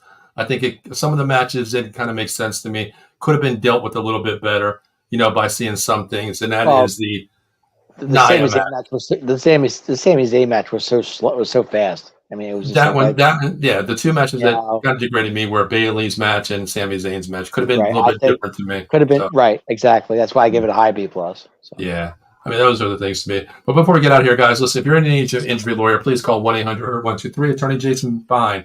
Big Al, motor vehicle accident, slip and fall, workman's comp, personal injury claims. He's got you covered. 3 convenient locations throughout Pennsylvania and New Jersey. First in New Jersey is Cherry Hill, New Jersey. 3 Greensboro Lane, Cherry Hill, New Jersey. In the city of Philadelphia, 1628 JFK Boulevard, Suite 2120. In our neck of the woods, the Cambria County area, 500 Grant Street, Suite 2900. Make sure you reach out to Jason Fine, 1-800-HURT-123. Let him know that Out of the Box Sports Entertainment sent you, and you get the family discount. Not 50, not 45, not 40, not 35, 33 and a third %. Guaranteed rate, no recovery, no fee. Just make sure one of our live operators know that Out of the Box Sports Entertainment sent you over, and we'll take care of you as a family discount. So, gentlemen, before we get out of here, Curtis, once again, welcome to the family, man. We're looking forward to working with you quite often here. You're a member here. Thank you. Thanks for having me. Definitely. Appreciate it. And Dave, I know Tuesday you're not on, but when is your next show? I believe we have something Wednesday night. Yeah, actually, I think Tuesday we are on. I saw a video of Joe Sullivan actually promoting Tuesday night. There you go. News to my So okay. Tuesday night, 7 o'clock, I will be on Extra Innings with Joe Sullivan. We're talking Major League Baseball, which is really heating up at this point in time. Getting wild cards and National League and American League and everything else that's going on. And you will find me Wednesday night at 9:30. I will be at 215 Boys, talking Dallas Cowboys, which I'm very excited about. Damn right. Dallas Cowboys, not LA, Dallas Cowboys. And of course, you can catch me. I think we're going to go Friday night again at 10 here on the Atomic Drop Podcast. All right, for myself, you can check me out tomorrow night at UFC Inside the Octagon with me and my man Josh, talking about UFC Abu Dhabi. Great fights there, of course, yesterday. And plus, we got to talk about the Crawford fight last night, get opinions on that. Also with Dave, Wednesday night, 215 Boys. Thursday night, I'll be on the NFC East Pick'em Show. NFC Pick'em Show, not East. We'll be talking about I believe it's the NFC South this week and the AFC East this week. So that's what we're talking about. So, guys, listen to me.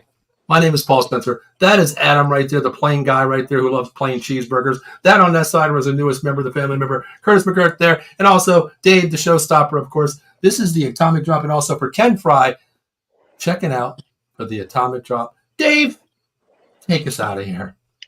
Guys, let me tell you, I want to thank Curtis. I want to thank Adam. I want to thank the big man. And I want to thank Paul Spencer, who makes this all possible, because if it wasn't for him, we wouldn't be here, guys. And that's for damn sure. So anyway, let me talk to you. Greatest show ever, the Atomic Drop Podcast. Congratulations, LA Knight, U.S. champion. I love it. See ya. Yeah. And Dave, you forgot one thing really quick. I want to mention one thing really quick. What did I forget? We're not the only show at 10 o'clock. We're the best goddamn show at 10 o'clock on Friday night. Oh, we're not number 2. We're number 1. You already know. The Atomic Drop Podcast, Out of the Box Sports Entertainment. Make sure you like, share, subscribe on YouTube, Facebook, Twitch, Twitter. Until next week, you'll check out the boys on Atomic Drop Podcast next week. Guys, let's get out of here. See y'all Friday. Yeah.